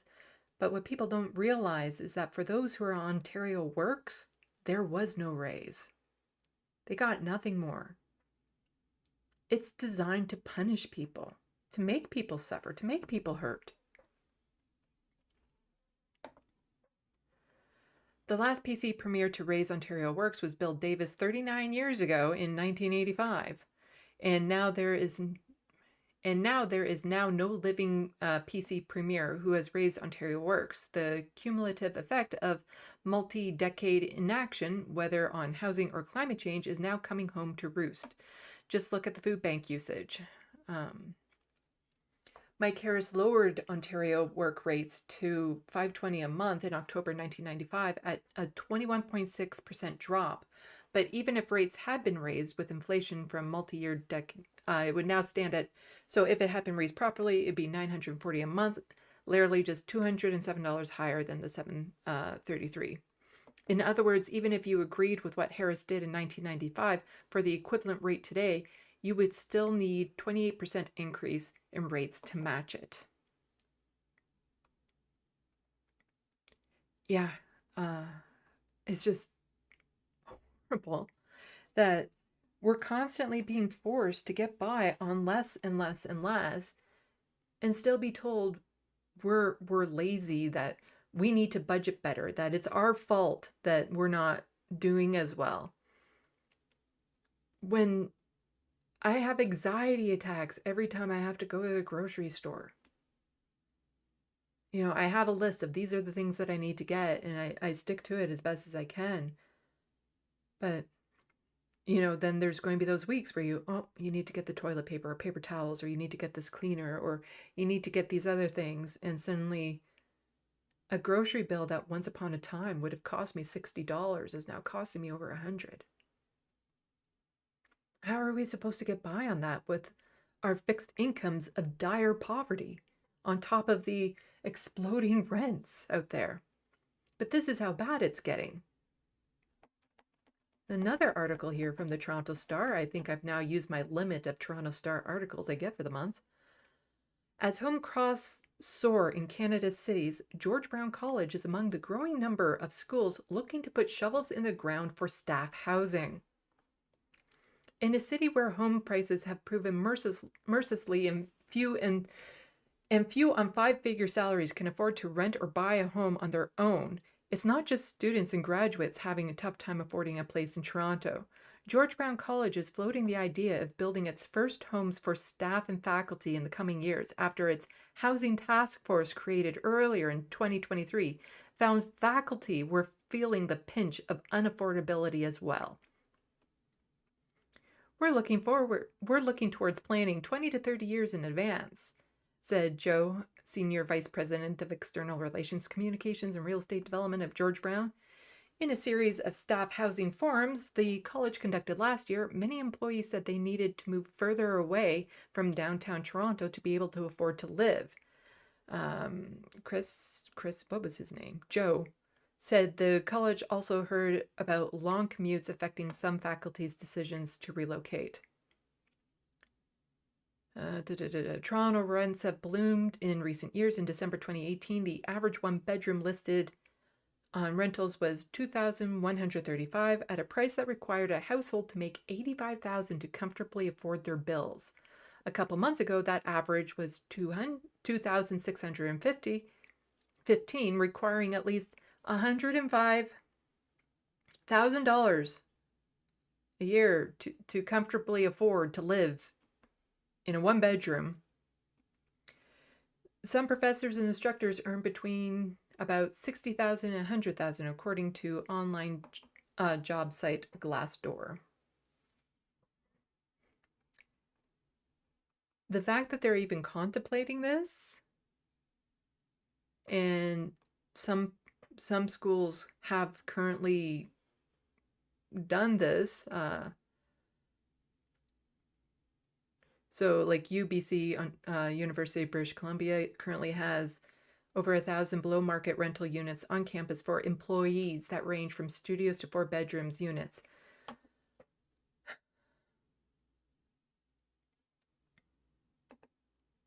This is a horrible, horrible idea. And the fact that it's gotten this bad too for housing, because like in the States, we're well aware that a lot of people are trapped in their jobs because of healthcare, you know, your healthcare insurance. Now imagine adding to that, the place you live is attached to where you work.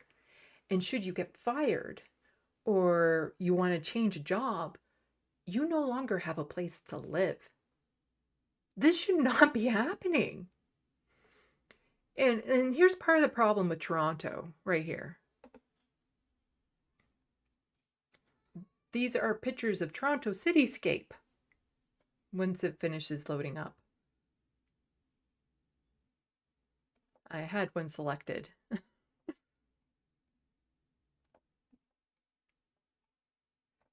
It's doing this to me on purpose. Because I want to show something. Here. Oh, you can't really see it on the screen. Darn it. Let's do this.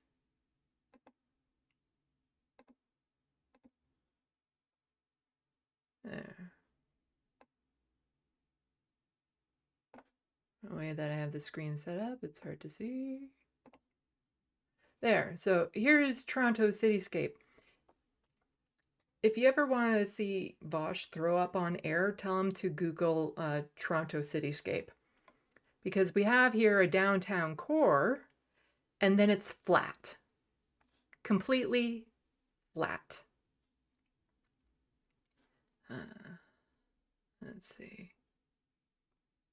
So the idea of like a walkable city or living near where you work and stuff of that sort, it's not a thing. I had other pictures lined up and it changed. Let's just try refreshing that and see what happens.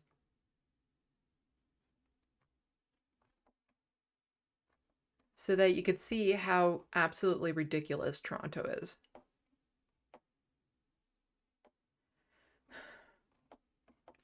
When I lived in Toronto, let's see if they're here.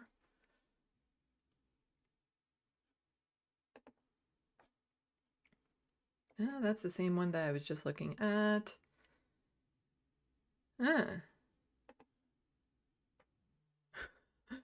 This is what Toronto skyline could look like in just a few years, but it doesn't look like that right now. They're talking about potential future. That's not what I want. There were a lot of good pictures earlier, I swear, of what it looks like. And when I lived in Toronto, I was about a 10-minute walk from a subway line. And so I didn't need a car. Like everything I needed was, you know, within transit. I was closest to a grocery store and stuff. But when you have this sprawl surrounding, let's see if I type in sprawl.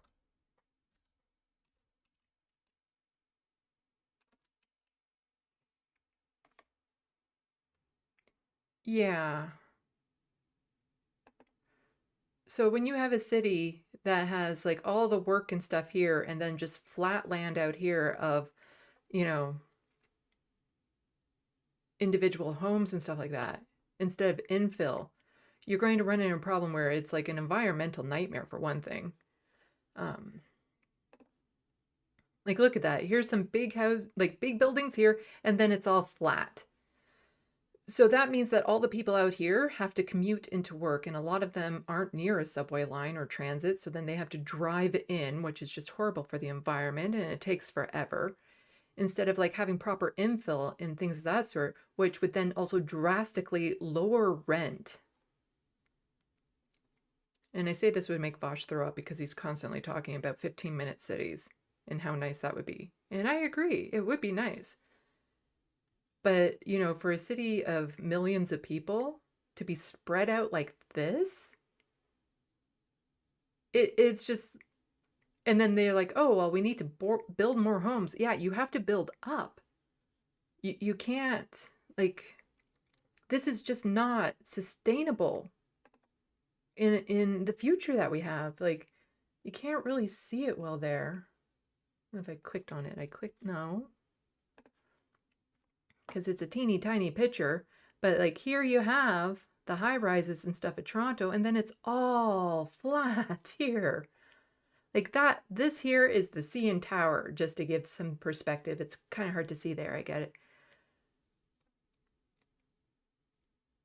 And then they wonder why, like, rent is so high in Toronto. And it's like, where are people going to live that's anywhere remotely close to where work is?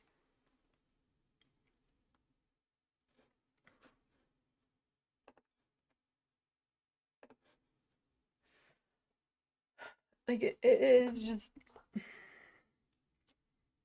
I love the idea of cities that everything is within easy transit and walking distance and stuff. We don't have that luxury. Like, I have a car and I need a car. And luckily, you know, my mom has been able to help me out with that.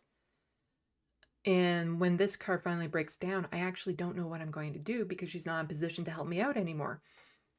Because that's the only way I can get to the grocery stores I need to get to.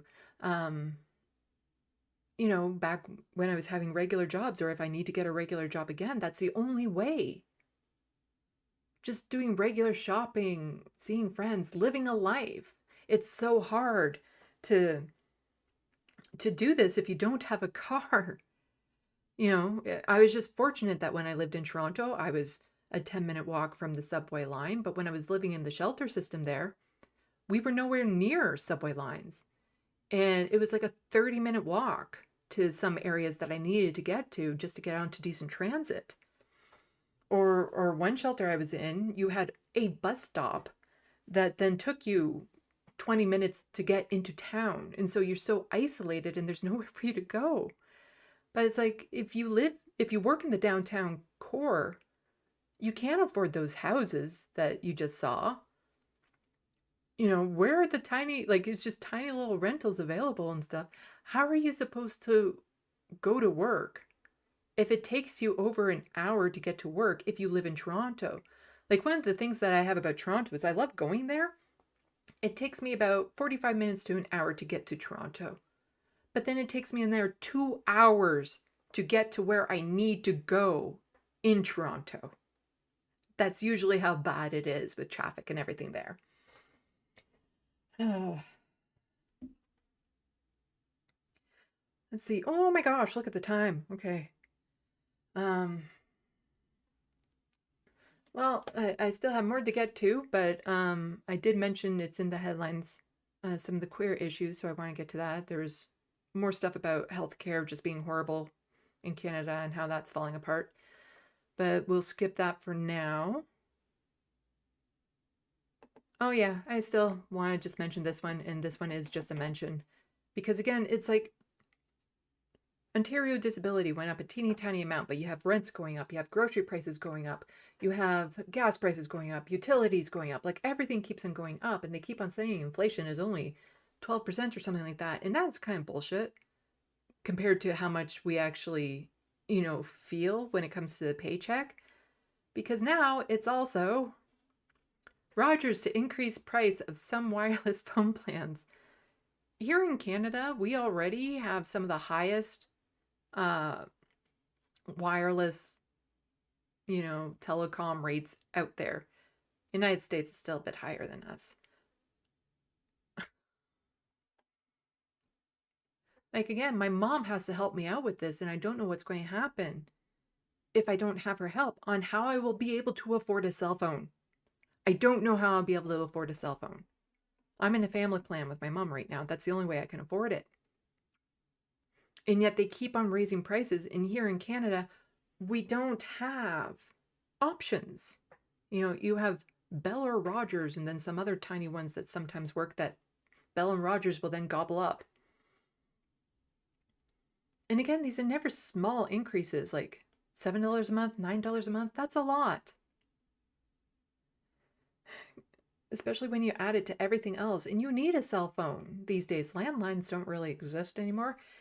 And in order to get a job or to do things or to communicate or to be part of society, you need to have a phone. And yet the costs are just going up more and more and more. And what are we supposed to do? Like, it's getting ridiculous that people are just so complacent. Like, where's the pushback on this? Where, like, people need to take to the fucking streets. There's enough of them. There's enough streets in our urban sprawl that we can take to. Yeah.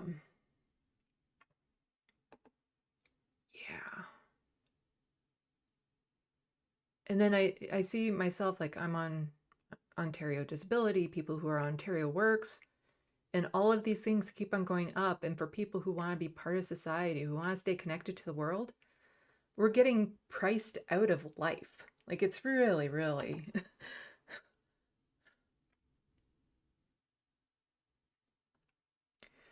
Oh.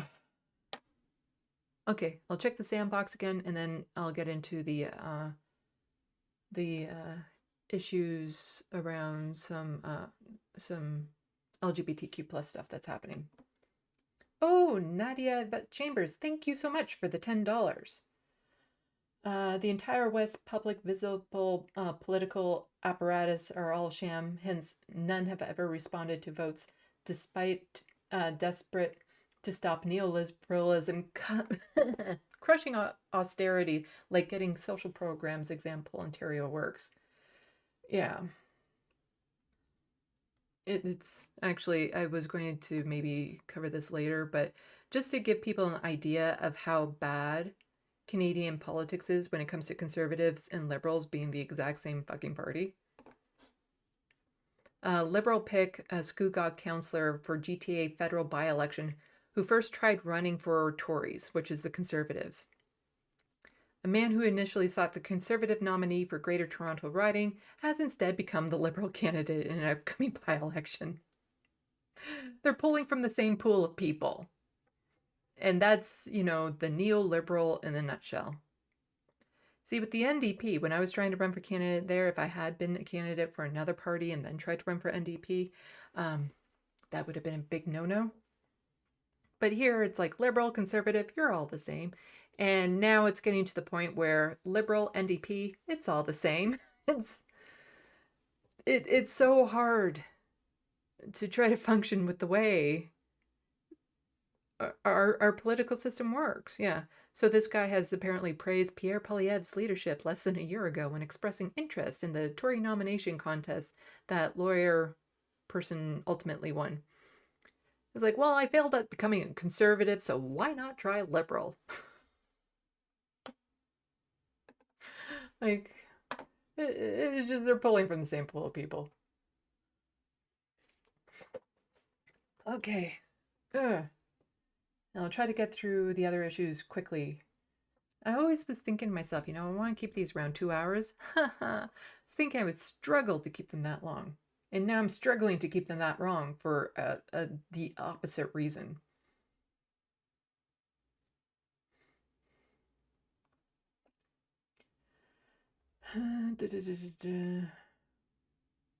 Grand Theft Autobot, we need to talk either UBI or guaranteed housing. How about both? Where's that meme? Both. You know, we need guaranteed housing and then a guaranteed universal basic income to cover all the costs of living.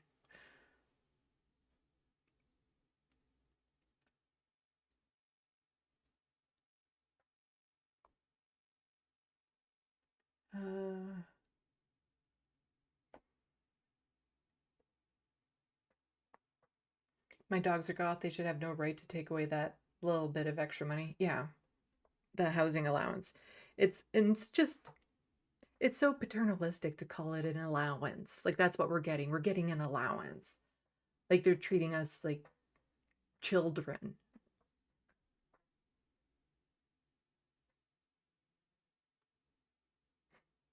Grand Theft Auto bot also saying, since I have a place, I guess I'm living the dream. Unenthusiastically. Yay. Yeah. Like I'm very grateful for the fact that I live in an apartment and it's a nice apartment. Yeah. I'm very, very fortunate in that I live in a nice apartment. But I'm just under constant stress because I never know how long this is going to last. I'd like to be able to stay here, but I don't get to make that choice. That choice will be taken away from me at some point.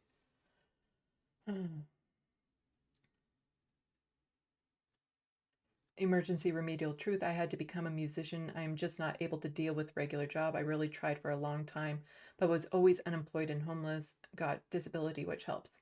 Yeah, disability helps me because I'm never going to have like a regular normal job again. It's just not possible. And even before I had that kind of regular job that helped me to get stable, all the jobs I had were just all over the place. Like if I were to actually have a resume that stated every job that I've done, people would look at that and be like, what the hell? Like it's all over the place.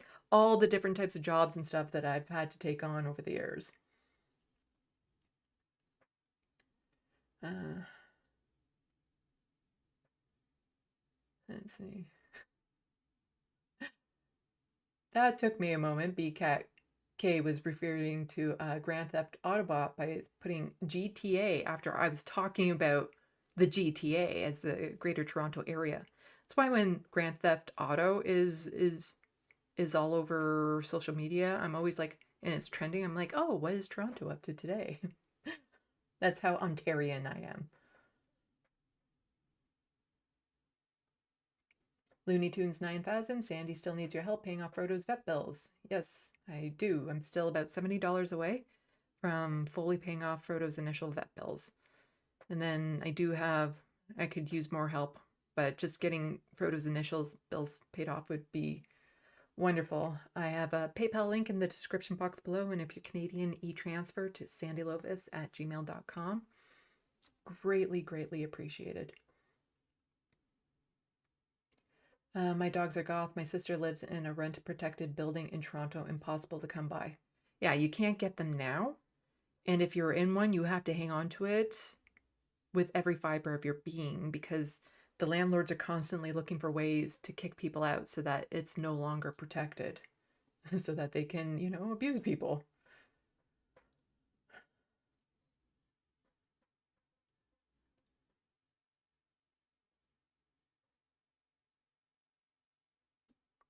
Emergency remedial truth. I do want to visit Halifax during their busking festival. It's on my bucket list if I ever come upon travel money. I would also like to go to the East Coast. I've never been there. I've only accidentally been to BC, but then I've been to Alberta, Manitoba, Saskatchewan, Quebec. I did a road trip across the country when I was 17, so I got to those middle provinces there. But there's so much more of this country I would actually love to be able to travel to and see.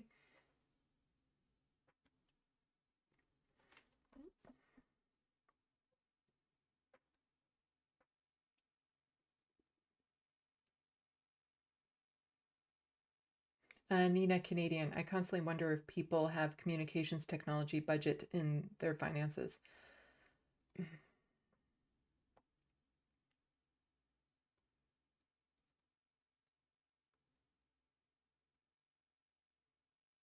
Emergency remedial truth, I have a free cell phone. I suppose I could say I have one free. It's my mom paying for it.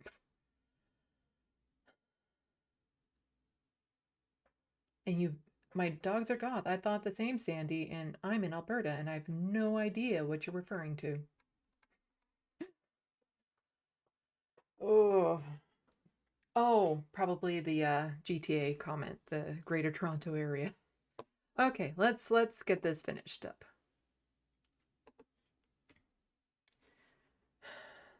So today in queer news, Ohio Governor Mike DeWine, in an attempt to stave off veto of gender-affirming care for trans youth, has effectively proposed a ban on adult care and youth care through administrative rules. It follows the Florida playbook of eliminating effective access to care for adults.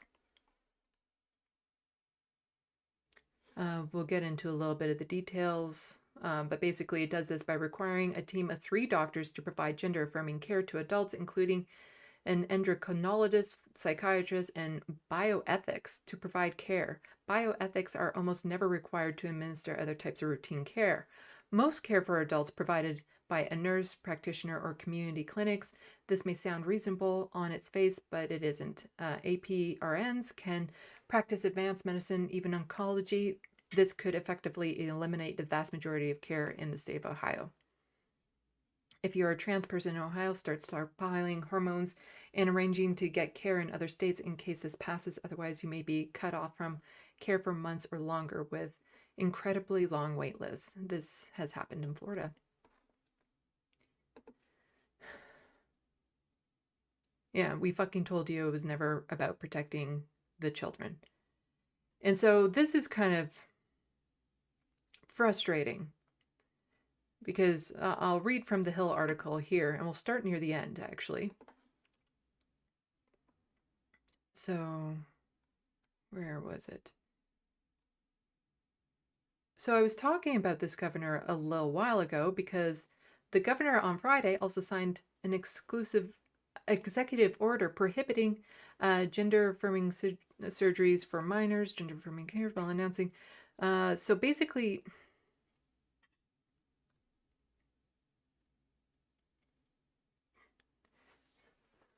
prohibiting gender-affirming surgeries for minors, which, yeah, it is a second state policy. Oh, where was I in this?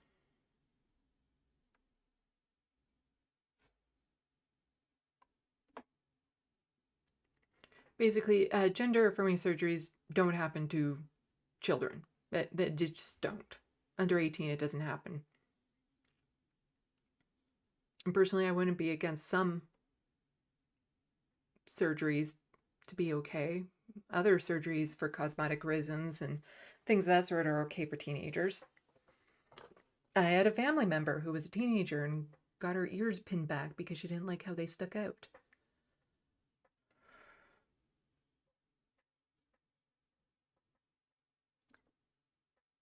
Okay, I think this is where I wanted to start. On Friday, DeWine, who spent the last few weeks of 2023 talking to medical professionals and families of transgender children, said the executive order is a good way to take the issue off the table and assure everyone that there are no surgeries going on with minors. You can't prove a negative. I can't say that there's never been a surgery on a minor, DeWine said Friday. I have no way of knowing that. I just know the issue never came up in discussions other than telling me there's no surgeries going on in regards to minors. But again, if there are, we should ban them, he said. DeWine's projection of House Bill 68, which would have also barred transgender women and girls from competing on female school sports teams, has drawn sharp criticism from conservative Republicans, including former President Trump and DeSantis, who is campaigning for whatever. So basically, he vetoed this bill that went through that would ban, which would ban transgender women and girls from competing in female sports. And so he vetoed that bill, and now the legislation is going to go back to try to overrule him. The House is going to go back to try to overrule him.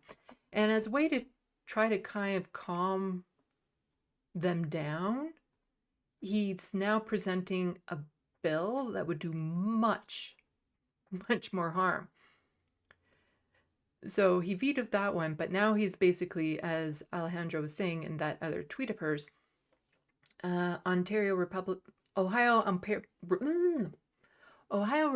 Governor Mike DeWine on Friday announced new administrative rules. Basically said during a press conference that Ohio Department of Health and Department of Mental Health and Addiction Services will be filing rules for public comment on Friday. Once effective, will provide additional protections for transgender minors and adults receiving care. Okay, adults don't need to be protected this way by the state. Adults should be free to, get the treatments that they want. But by making it so that these 3 different professionals then have to sign off on it before that they can actually get the care that they need, like, that is going to kick off a lot of people who can't access those doctors, who can't afford those doctors, if those doctors are even available. And it's cruel. It is so cruel, especially people who are already undergoing hormone treatment, to then take them off of that. It is just devastatingly cruel.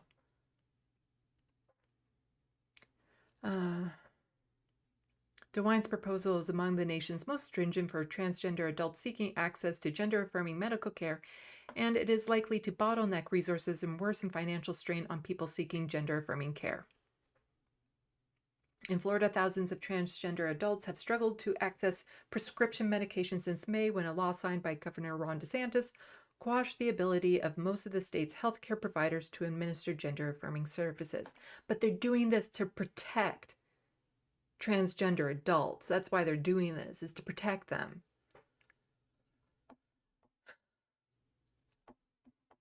And we were all ready to say, good on him for vetoing that horrible bill. And then he just turned around and passed this. Just disgusting. Absolutely disgusting. And also in Ohio, breaking, other trans candidates are now being removed from the ballot in Ohio. This is due to decades-old law that does not apply to married people, mandating that candidates list old names on their ballot petition. There's not even a space to do so. So based on an ancient law in the United States, they have to put down their birth name on their ballot petition. But this law is not being, applied equally. It's only being applied towards transgender people who have changed their names. And it's disqualifying them from being on the ballot. And it's happened to one I know of already, and now Aaron Reed is saying that's happening to other candidates. And yet people who've changed their name because they got married, somehow this law isn't being applied towards them. That somehow that's an okay name change. But if you change your name because you've received gender-affirming care, well then, that means you're no longer able to run for office.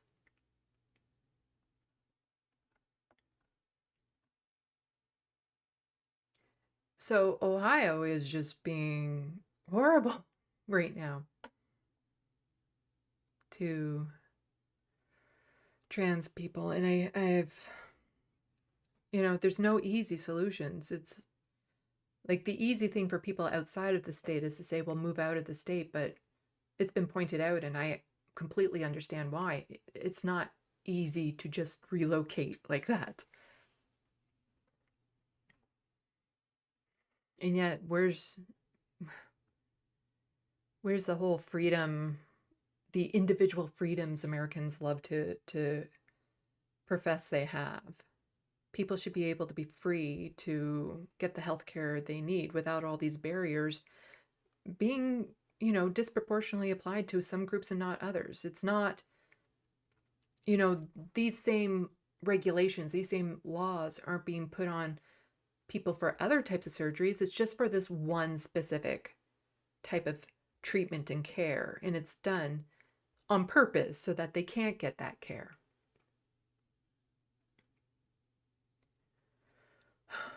But turning to a little bit lighter news with this, so we'll just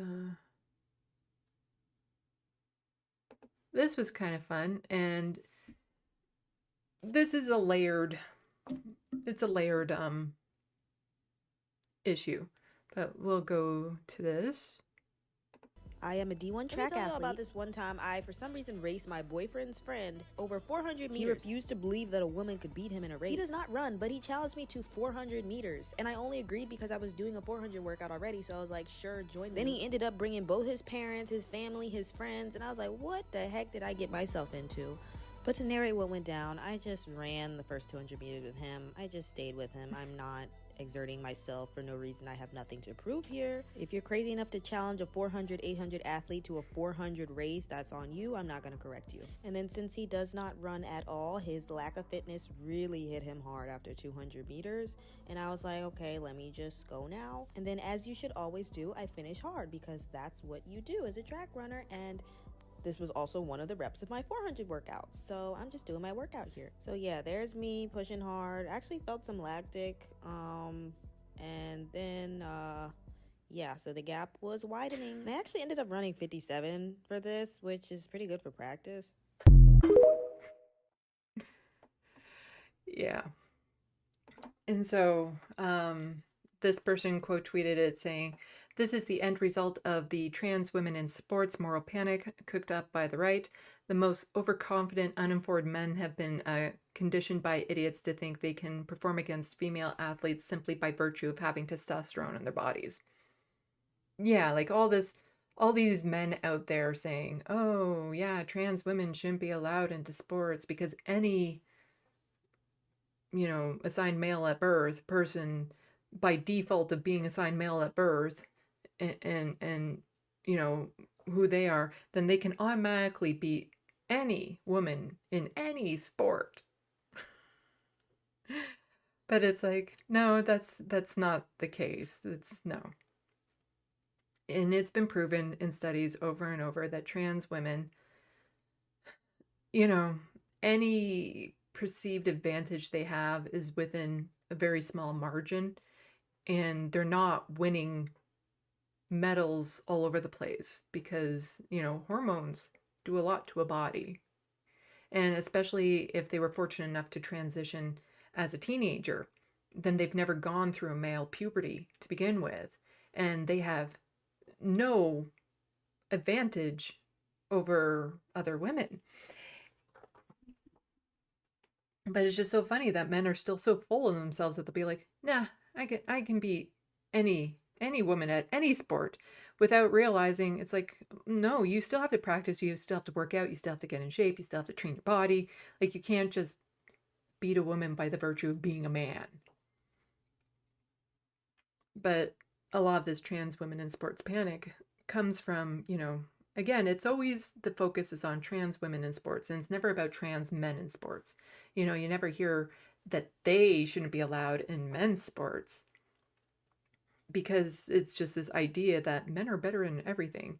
And that is something that Ravana kind of got into. I don't believe it's the trans women in sports moral panic that creates these attitudes. Rather, it's based on a very sexist attitude, which has existed for centuries and has been the basis of banning women from participating in sports and dismissing their athletic accomplishments. And I think it's a little bit of both at this point, because this has been so prevalent, but it is both that has been causing this attitude to kind of explode in men recently. Because the attitude has always been there, but now you see men who normally would have maybe acknowledged that, yeah, these women who do this sport will be better than me. But now they're like, oh, no, by default of me being a man, I am just better than all women in sports. Which is not the case. And it's basically a lot of women have been banned from some sports because men were just sore losers. And men couldn't handle the thought of losing to a woman. It's all misogyny bullshit. All of it. Trans women should be allowed to compete in women's sport, period. Like, it's just that's they're a woman. They get to compete in women's sports. That's all there is to it. Ugh. But it's just kind of nice to see this man here, this white man, so full of himself, so confident that he brings his friends and family to watch him, totally destroy this woman in racing just to have his ass be handed to him. It's nice to see. It's nice to see. But the sad thing is that people shouldn't have to prove themselves constantly to be taken seriously. And then we also have this. So this person tweeted out, we need more like Matthew going to school board meetings and calling out their hypocrisy. He always shows up with important things to say. Thankfully, he's fighting for those who are afraid to speak out. This is an American hero. I wouldn't necessarily say that people are afraid to speak out. Some people are, but a lot of people are unable to speak out, and a lot of people are not heard when they do. So it is fortunate that this person is able to speak out and gets heard, but I'm a little bit, the idea that they're afraid to speak out isn't necessarily accurate, although some people do risk a lot of harm should they speak out. But let's get to what this video is about. I noticed Human Rights Month was on the consent agenda tonight. Are you just searching for ways to showcase your hypocrisy, or are you going to change your policies and give your LGBTQ students back their human rights? Yeah, I didn't think so. How embarrassing for you. Anyway, on with today's lesson. Public, of or concerning the people as a whole. Quite simply, the word public means for everyone. Now, I've heard a number of things here at these meetings that made me feel it necessary to provide you with a definition of the word public. Attacks on the LGBTQ community, attempts to ban books. Meeting after meeting, I've listened to speakers exhort you to teach Christianity in our schools. You know that 27% of the American population doesn't affiliate with any religion? Not to mention the many, many other religions that are in our society. I am a very spiritual person. I have a belief. I don't believe we blink into nothing after death. However, I do not follow any religion. I'm not a fan of religious institutes. I'm okay with people having whatever belief they want, but the way religious institutes are designed, I'm not a fan. But if you want to teach your child your religion, take them to church. Homeschool them, put them in private school. But you do not get to force your religion on everyone. And that's who public school is for. Everyone. But whether it's the LGBTQ community or books or religion, it's all the same intent: to attack and poison our country's greatest strength, our diversity. Now, it's clear many do not understand the concept of diversity or the benefit it's provided humanity, so let me help. Woodblock printing, gunpowder, was invented by Buddhist monks. The crank, the toothbrush, algebra, was invented by Muslims. Plumbing, central heating, one of my personal favorites, cheesecake, were all invented by the Greeks. They were pagans, by the way. The motion picture, the phonograph, electric utility system, all invented by Thomas Edison, a known atheist. Alan Turing was an atheist and a member of the LGBTQ community. He was also essential to winning World War II and created one of the very first designs for the stored program computer. Diversity is what has advanced us this far. And it is diversity that will continue to move us forward. If you really want to know what it takes to make America great, the answer is it takes everybody. And that should be taught in our schools. Thank you.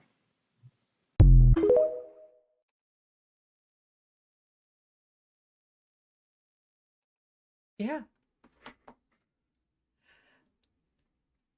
Yeah, diversity is a wonderful, wonderful thing. But the thing is that diversity will help us move forward, but that's part of the reason why they don't want it. These ultra-conservative Christian types, or any religious type. They don't want to move forward. They want to move backwards. And so they don't want any diversity popping in. But again, you shouldn't have to be able to list off these are the things that these people have done and they weren't Christian, or these are the things that these people done and they were queer, and these are the things. You shouldn't have to constantly be proving yourself just to be treated like a normal member of society, to be treated as an equal. Because there's always that trope that you see on TV where it's oh, the Muslims move in next door, but they're super nice and they're super kind and they show all of this. And then it's it makes the protagonist of it be like, huh, maybe I was wrong about them. And it's like, no, you know what? They shouldn't have to be like this ultra good character and everything just to be accepted as a person. Like they're allowed to be whoever they want to be, and without constantly having to prove their worth to other people. Trying to think, there was other things. Were there other things I wanted? Other dots that I wanted to connect? I don't know. There was a lot in this today that I tried to get over, and I hope I got over everything that I wanted to, but I think there were some dots in here that I was trying to connect that I can't quite think of right now. Because I've been talking way too long.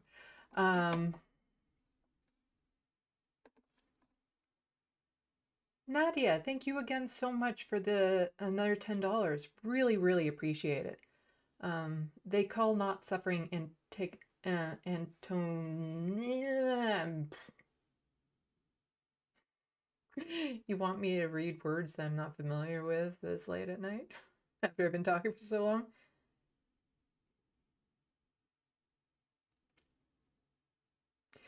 See, it's not that I can't read. It's just if I come across words that I don't see on paper too often, I can struggle to figure out what it is because I need to know what it is in context, because how words are written and how they're pronounced are not usually the same thing.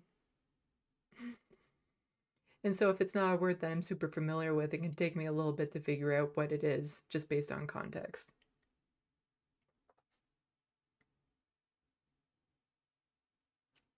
So they call not suffering anti-nomansism. This all goes to National 20 January 2025 and much more. Drag bans mean declaring the appearance of trans people inherently obscene and sex offenses and in and of themselves. Yeah. They want to eliminate any form of queerness from the public eye. It's, yeah.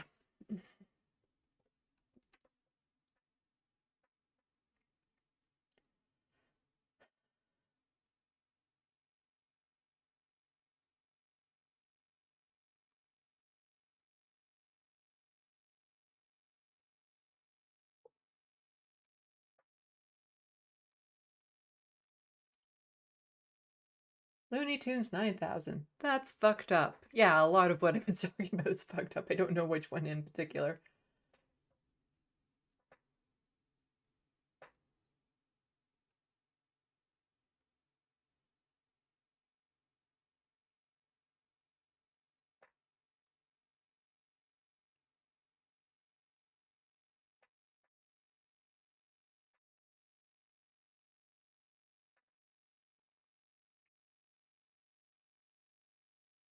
Northern Lights. Politicians not talking and listening to experts in fields of anything is so terrifying. Trans people shouldn't have to live this cruelty.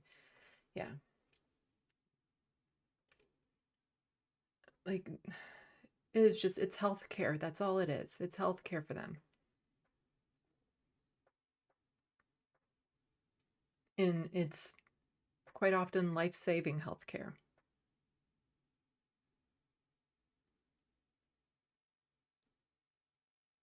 Nina, Canadian, live and let live. The moral shaming and righteous bullying is abhorrent. Yeah.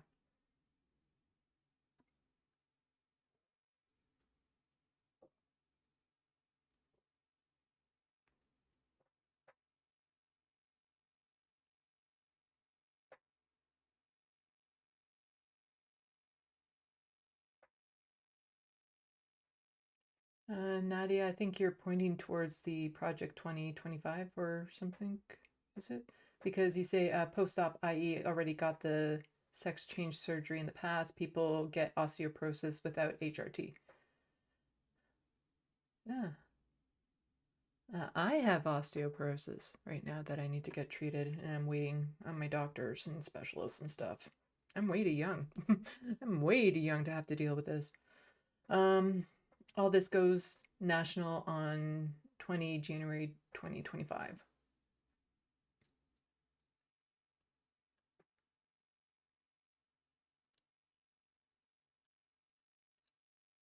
Brittany Stanley, if I could get the heck out of Texas, I would in a heartbeat. Yeah. Like, if I wanted to leave Ontario, I actually don't know where I'd go. Maybe British Columbia would be better off for me. But it all depends on who the provincial government is at any given time. And it's not like I can afford to move every 4 years, because whenever you move out of province as well, you would then have to reapply for disability in whichever province you go to. Not to mention, it's like my friends, my support, my family, everything I know, my home is here. Like, we shouldn't be forced to move from our homes. Like, just even trying to think of where I could move in order to be able to afford rent, and I'd be so isolated. I'd have to move so far away from civilization that I wouldn't be able to participate in society, and that would take a toll on my mental health.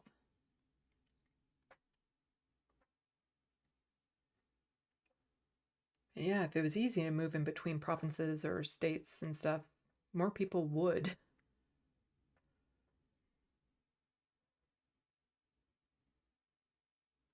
Nina Canadian, the whole world has been horrible. I'm astonished. Trusted YouTubers have extreme Israel beliefs in anti-trans debating. Sad.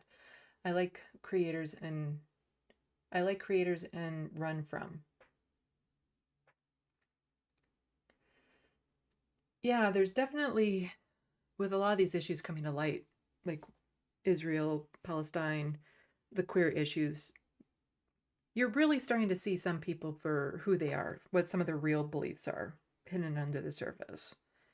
And it's disappointing when you see people that you've liked, people you've followed, people you've supported, and then you see them have just like the worst takes on some things, where you thought that they were more reasonable than that they were more clear-headed and could think through. But yeah, it's sad to see some of the people, people you've spoken highly of before. Like, there have been YouTube channels in the past that I used to recommend to people, and now I'm like, oh my God, I hope they didn't actually follow through on that recommendation, because shortly after I recommended it, that channel took a turn for the worst or something and became like a right-wing spewing nonsense and whatnot. And yeah, so it's like, I wish I could go back in time and take away some recommendations that I gave people.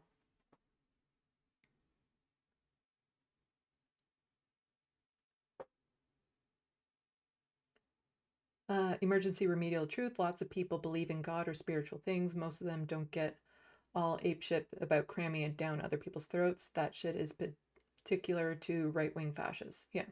And that can be right-wing fascists of many different religions. It's not just, we often hear in the media about Muslim fundamentalists or Christian fundamentalists, but it's any religion can have like the right-wing fascist element within. And yeah, like, I'm fine. People believe what you want to believe. Just don't force your beliefs on other people. And public school should be public school everyone can go to. I'm not a fan of religious-based schools or private schools. I believe everyone should go to the same public system and get the same quality of education and be exposed to the same ideas.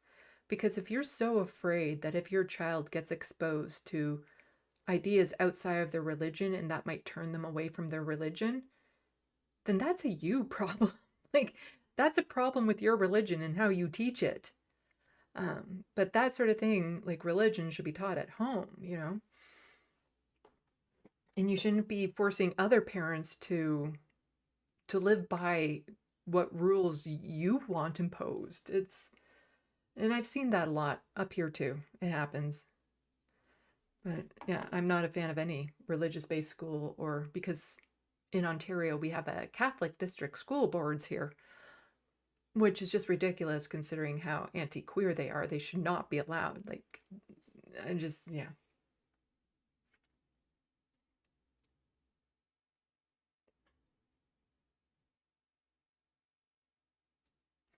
Grand Theft Autobot, I would dare say any man who claims to want to save the integrity of women's sports to name an WNBA team. Yeah, just the team, not a player. Just name a team and see how good you go. Yeah, like all these men that are whining about trans women in women's sports. It's like, no, they've been in women's sports for a long time now, and it's only because it's being used by the right wing to attack trans people right now that it's coming out. But they weren't harming women's sports before because they are women playing in women's sports. It's that simple.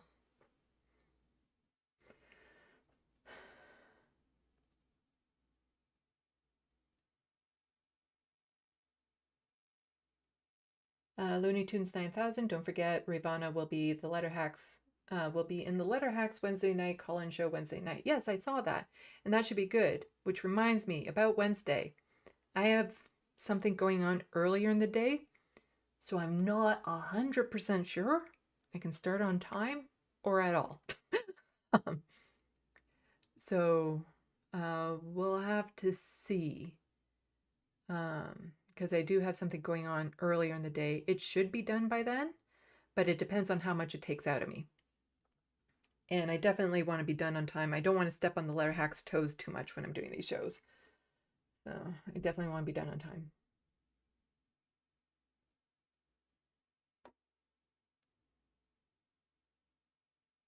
Emergency remedial truth. Did not want to get beat by a girl. LOL, like 3rd grade on the playground. Yeah, in 3rd grade, actually, physically speaking, strength-wise, I could beat a lot of the boys. I was one of the strongest kids in class before puberty.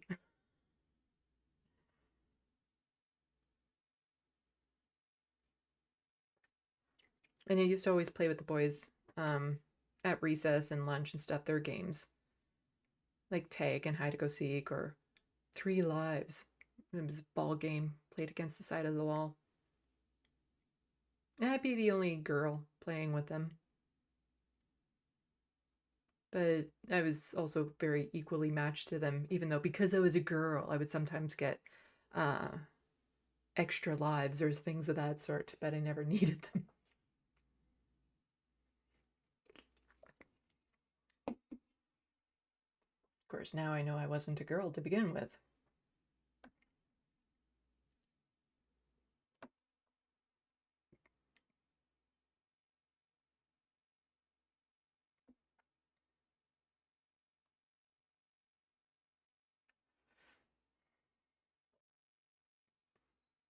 Grand Theft Autobot, like when these were written, the average lifespan was what, 30, 20 years? Hell, jail sentence sure sounds like hell. A lot more of someone who isn't likely to make it that far past 30. Okay, I started to read that. And I thought I knew what, no, I don't know what it was talking about. I thought I knew what it was talking about, but then I finished it and I don't know what you're talking about. Sorry.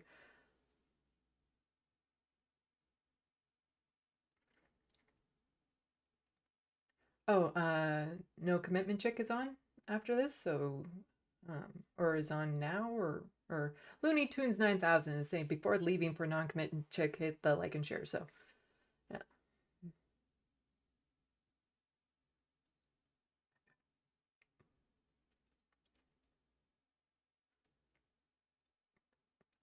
Nope. My dad has osteoporosis because of celiac. Bodies are weird.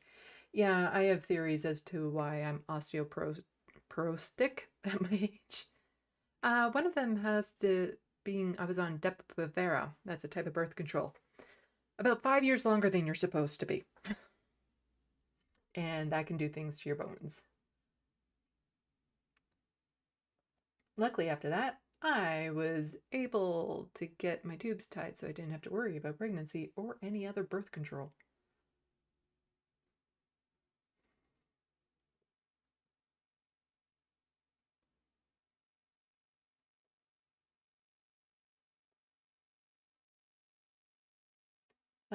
North of 48, my brother was going to move to BC from Alberta. His disability payments apparently would be lower, so he just visits. Yeah, and then they even restrict, like, if you're not living in your apartment for a month because let's say you're in the hospital or something, then you can run into troubles. If you're out of the country or out of the province for a certain length of time, then you can run into troubles with your payments. Like, it's all very paternalistic, very restrictive. It's hard to move on or to get out of the system once you're trapped in it.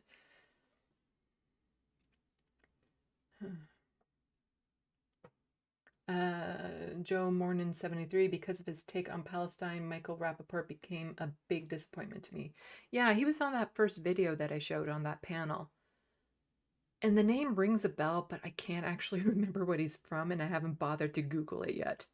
Because the name rings a bell.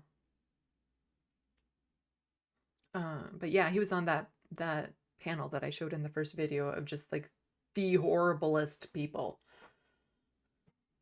who really need to look in a mirror.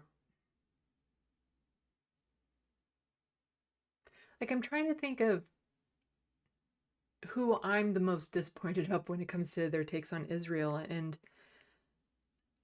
there are people I'm disappointed by, but I don't think there's anyone that I found heartbreaking personally, because all the people that I really care about, really admire and stuff like that I can think of off the top of my head anyway, are on the right side of this issue.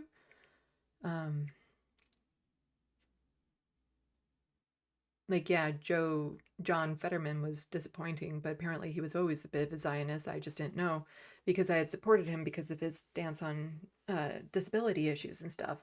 But I can't say I'm heartbroken over it because I didn't really know him. I wasn't really invested in who that person was. Same with Dave Pacman. Like, I've never really watched any of his stuff, so I can't say I'm heartbroken over his take on it or saw it coming out of the blue. And I can't think of people that I like really admired or something being like horrible on this issue. Like, yeah, sure, Bernie Sanders isn't really speaking out against it, but he doesn't strike me as being a Zionist either. So yeah, I'm trying to think. Like, I'm sure there's probably one or two, but I can't think of anyone off the top of my head. It just means that I have good taste in people. Like, all the people in my chat, you're all great people. All the people in the sandbox, you rock.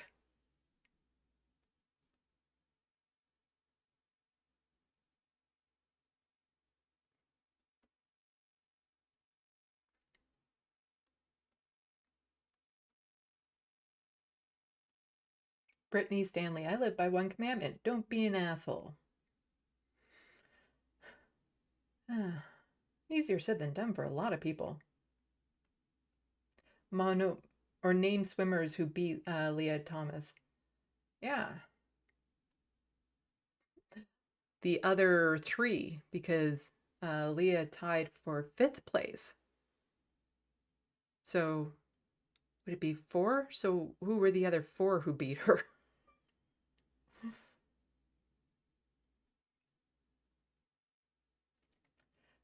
Nadia Yvette Chambers, the problem with religion are inherent. The world needs to be fully deconverted to atheism and religion made as extinct as whatever rubbish there was with the Sumerian deities, etc. Yeah, I don't like the concept of being born into a religion, and that once you're in that religion, you can't really leave it in some instances, or you have to convert and all this sort of stuff. Like, just believe what you want to believe. Like, I believe religions, they served like, the religious institutes is what I'm talking about, not religions themselves, but the religious institutes served a purpose to kind of keep society in order, keep them in check. They were ways of even, putting the fear in God of people so that they would do the right thing at times when it was too complicated to explain certain things, and sometimes they didn't even know the way to explain it. So I can understand the need for it to build community, to build, cohesion within societies, but then it just became a way of control and manipulation and power. And all these religious institutes that I can think of have done horrible, horrible things and got away with it for centuries. And just, you know, all the death and the killing and violation of people and everything because you weren't the right religion, like going back as far as the Crusades or even back to the Roman Empire and, you know, what they would do. Like, it just, religious institutes just don't make, they're not good anymore. They once served a purpose, I can understand, but they don't serve that purpose anymore. Other than maybe to build community, which is helpful because there are some people that do rely on their churches for support and community and, you know, any sort of help or just to feel connected with the world. But, you know, I still remember that I was a teenager. I was in high school before I realized that people took the Bible literally. And that's where I have some issues with actual religion. That they thought that there was this person who could part the sea, that Noah's flood actually happened and all this sort of stuff, when it's like, why do you believe these magical things happened as opposed to these other magical things that happened? It's just, why is it that only this magic is possible but not that magic? And how are you as a critical thinking person believing that these things actually happened? And I couldn't wrap my head around it because I always thought religious, like the Bible and stuff like that, were fables, metaphors to teach rules by. I didn't think people were taking them literally until I was in high school. And I was talking to somebody and they were like, no, but I actually believe in that. I'm like, what? Yeah, I don't understand a lot of religion.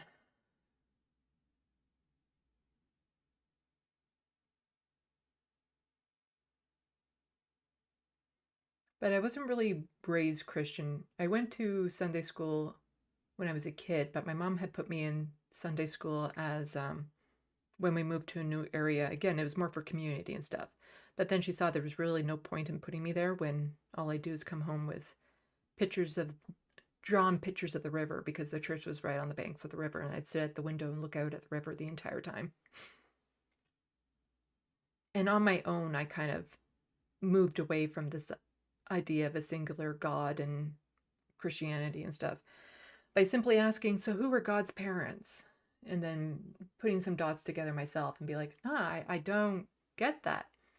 And then over time learning about other religions, and it's like, oh, well, that makes sense and this part makes sense, and merging them together to kind of have my own belief system put in place. But it's nothing I would ever try to impose on anyone else. I hate when I'm just scrolling through the sandbox and then suddenly it snaps to the bottom when I was about to read a comment.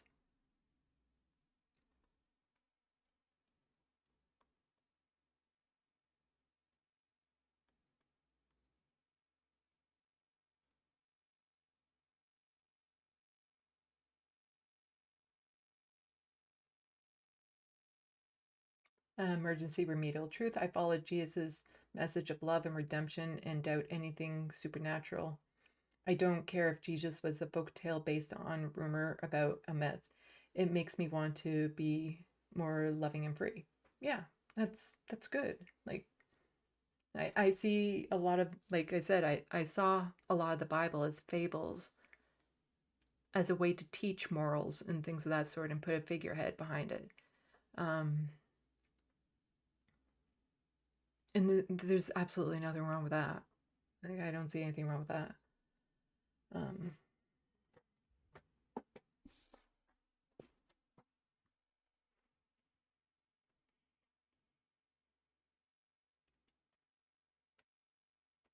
Grand Theft Autobot. Well, I already stopped watching Pac-Man after he shilled for NFTs. I guess that was, okay, NFTs, cryptocurrency. That was one where I was disappointed with the channel I watched. And a totally not political channel. If you ever need uplifting videos, here, let me do this. I watch a lot from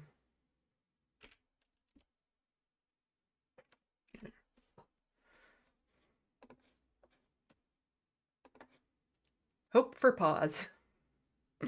Animal rescue based out of California, and they have tons of videos, and they're usually 99.9% of them are happy endings, and mostly dogs, but also cats and sometimes other animals that they rescue. And I find it like just a really, I love animals, so I love watching these videos, and they make me feel better to see these cute little animals be rescued and see the turn in them and stuff of that sort. And like I said, 99.9% of them have happy outcomes, so it's generally safe to watch if you want to be put into a good mood. But they rely a lot on donations, and they ask for donations and stuff. And I just remember one time being so disappointed when they said, you can now donate via cryptocurrency. And I'm like, oh, no. No. Oh, don't.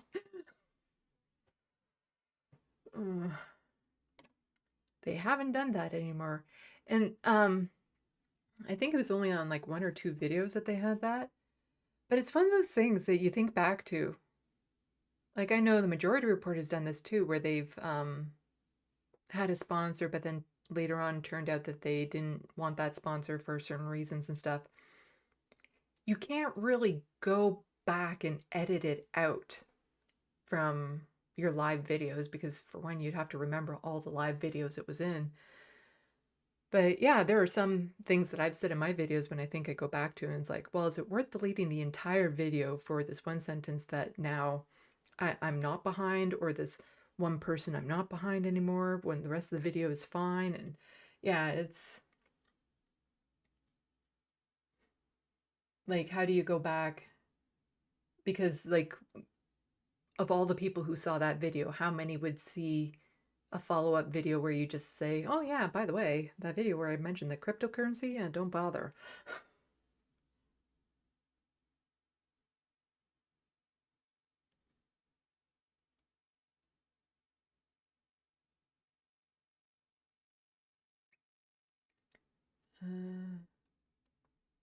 Hey, stop bouncing when I was about to read something.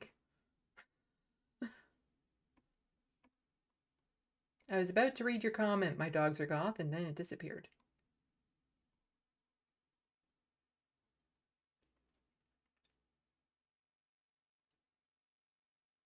Ah, yes, they traumatize people. Probably talking about the religious institutes. And then Grand Theft Autobot, how the Catholic Church just moves sex offenders around instead of dealing with them through the proper authorities. Yeah. Shade Dragon, kind of evil, co-opting people's faith to retain power and status. Oh, absolutely. Absolutely. Strike the fear of God into them, or else. It's just, believe in me or else. And then you have figureheads like Trump, who people then think were sent, like, people think God sent him, that he's a godsend. And tying politics up with religion is just, nothing good will come of that. There should be no religion based in politics. It's just, you should just be allowed to be free to believe what you want, but you shouldn't be forcing your beliefs on other people. Joe Morin 73 knows ARC should make any rational person question if it was literal. Well, just the idea that the entire population started from 2 people when we all know inbreeding is an issue. Just. Although I do absolutely adore the series Good Omens. Love that. I absolutely love it. If anyone knows what Good Omens is, it's a really good British show.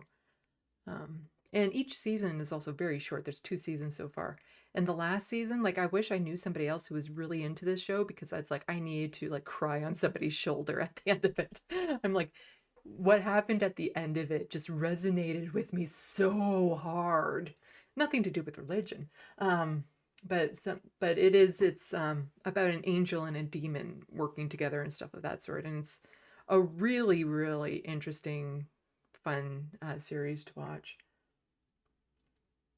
And it's very like based on the Bible. Well, not really mocking the Bible, but kind of mocking the Bible. or just it questions the Bible in the vision of God in a very interesting way. But very, very good series, and the end of it, the second season, just ripped my heart out. Oh.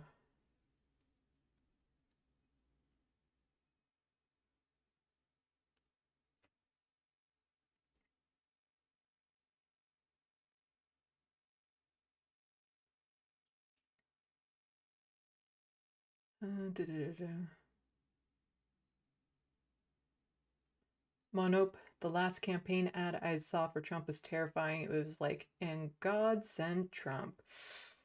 Yeah. We're running into some dangerous territory there. Emergency remedial truth. Everybody is on a spiritual path. It just path like a walk. Religions are just people marching in groups. Yep.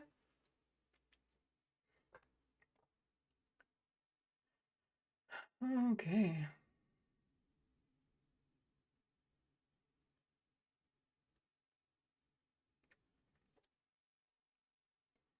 I think I am done. Oh my God, it's 9 o'clock. Okay, I'm done. So much for keeping them around 2 hours.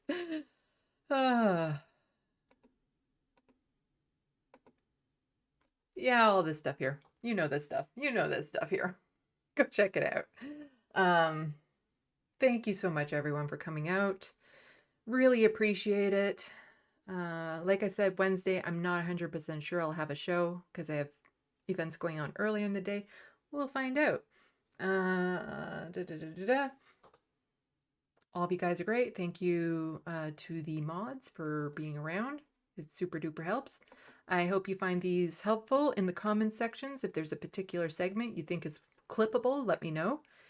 And yeah, spread the word, share, like the stream. Hopefully I won't be always so rambly when I'm talking about them. But yes, Grand Theft Autobot loves Good Omens too. Good. Haven't seen season 2 yet. It's on Amazon Prime. Yeah, nah, the end of season 2 just ripped my heart out. And I keep on getting distracted by the chat. Okay, I gotta actually go because I'm still hoping to go for a walk tonight, even though it's kind of snowy and cold out. But yeah, and no kitty cats to come say hi. They're all sleeping, which is nice that they're not causing a ruckus while I'm trying to do this. But anyway, did I say goodbye? Okay, yeah. Salut, à la prochaine. Thank you for watching and stay tuned. I'm Sandy, wishing your tomorrow is better than your today.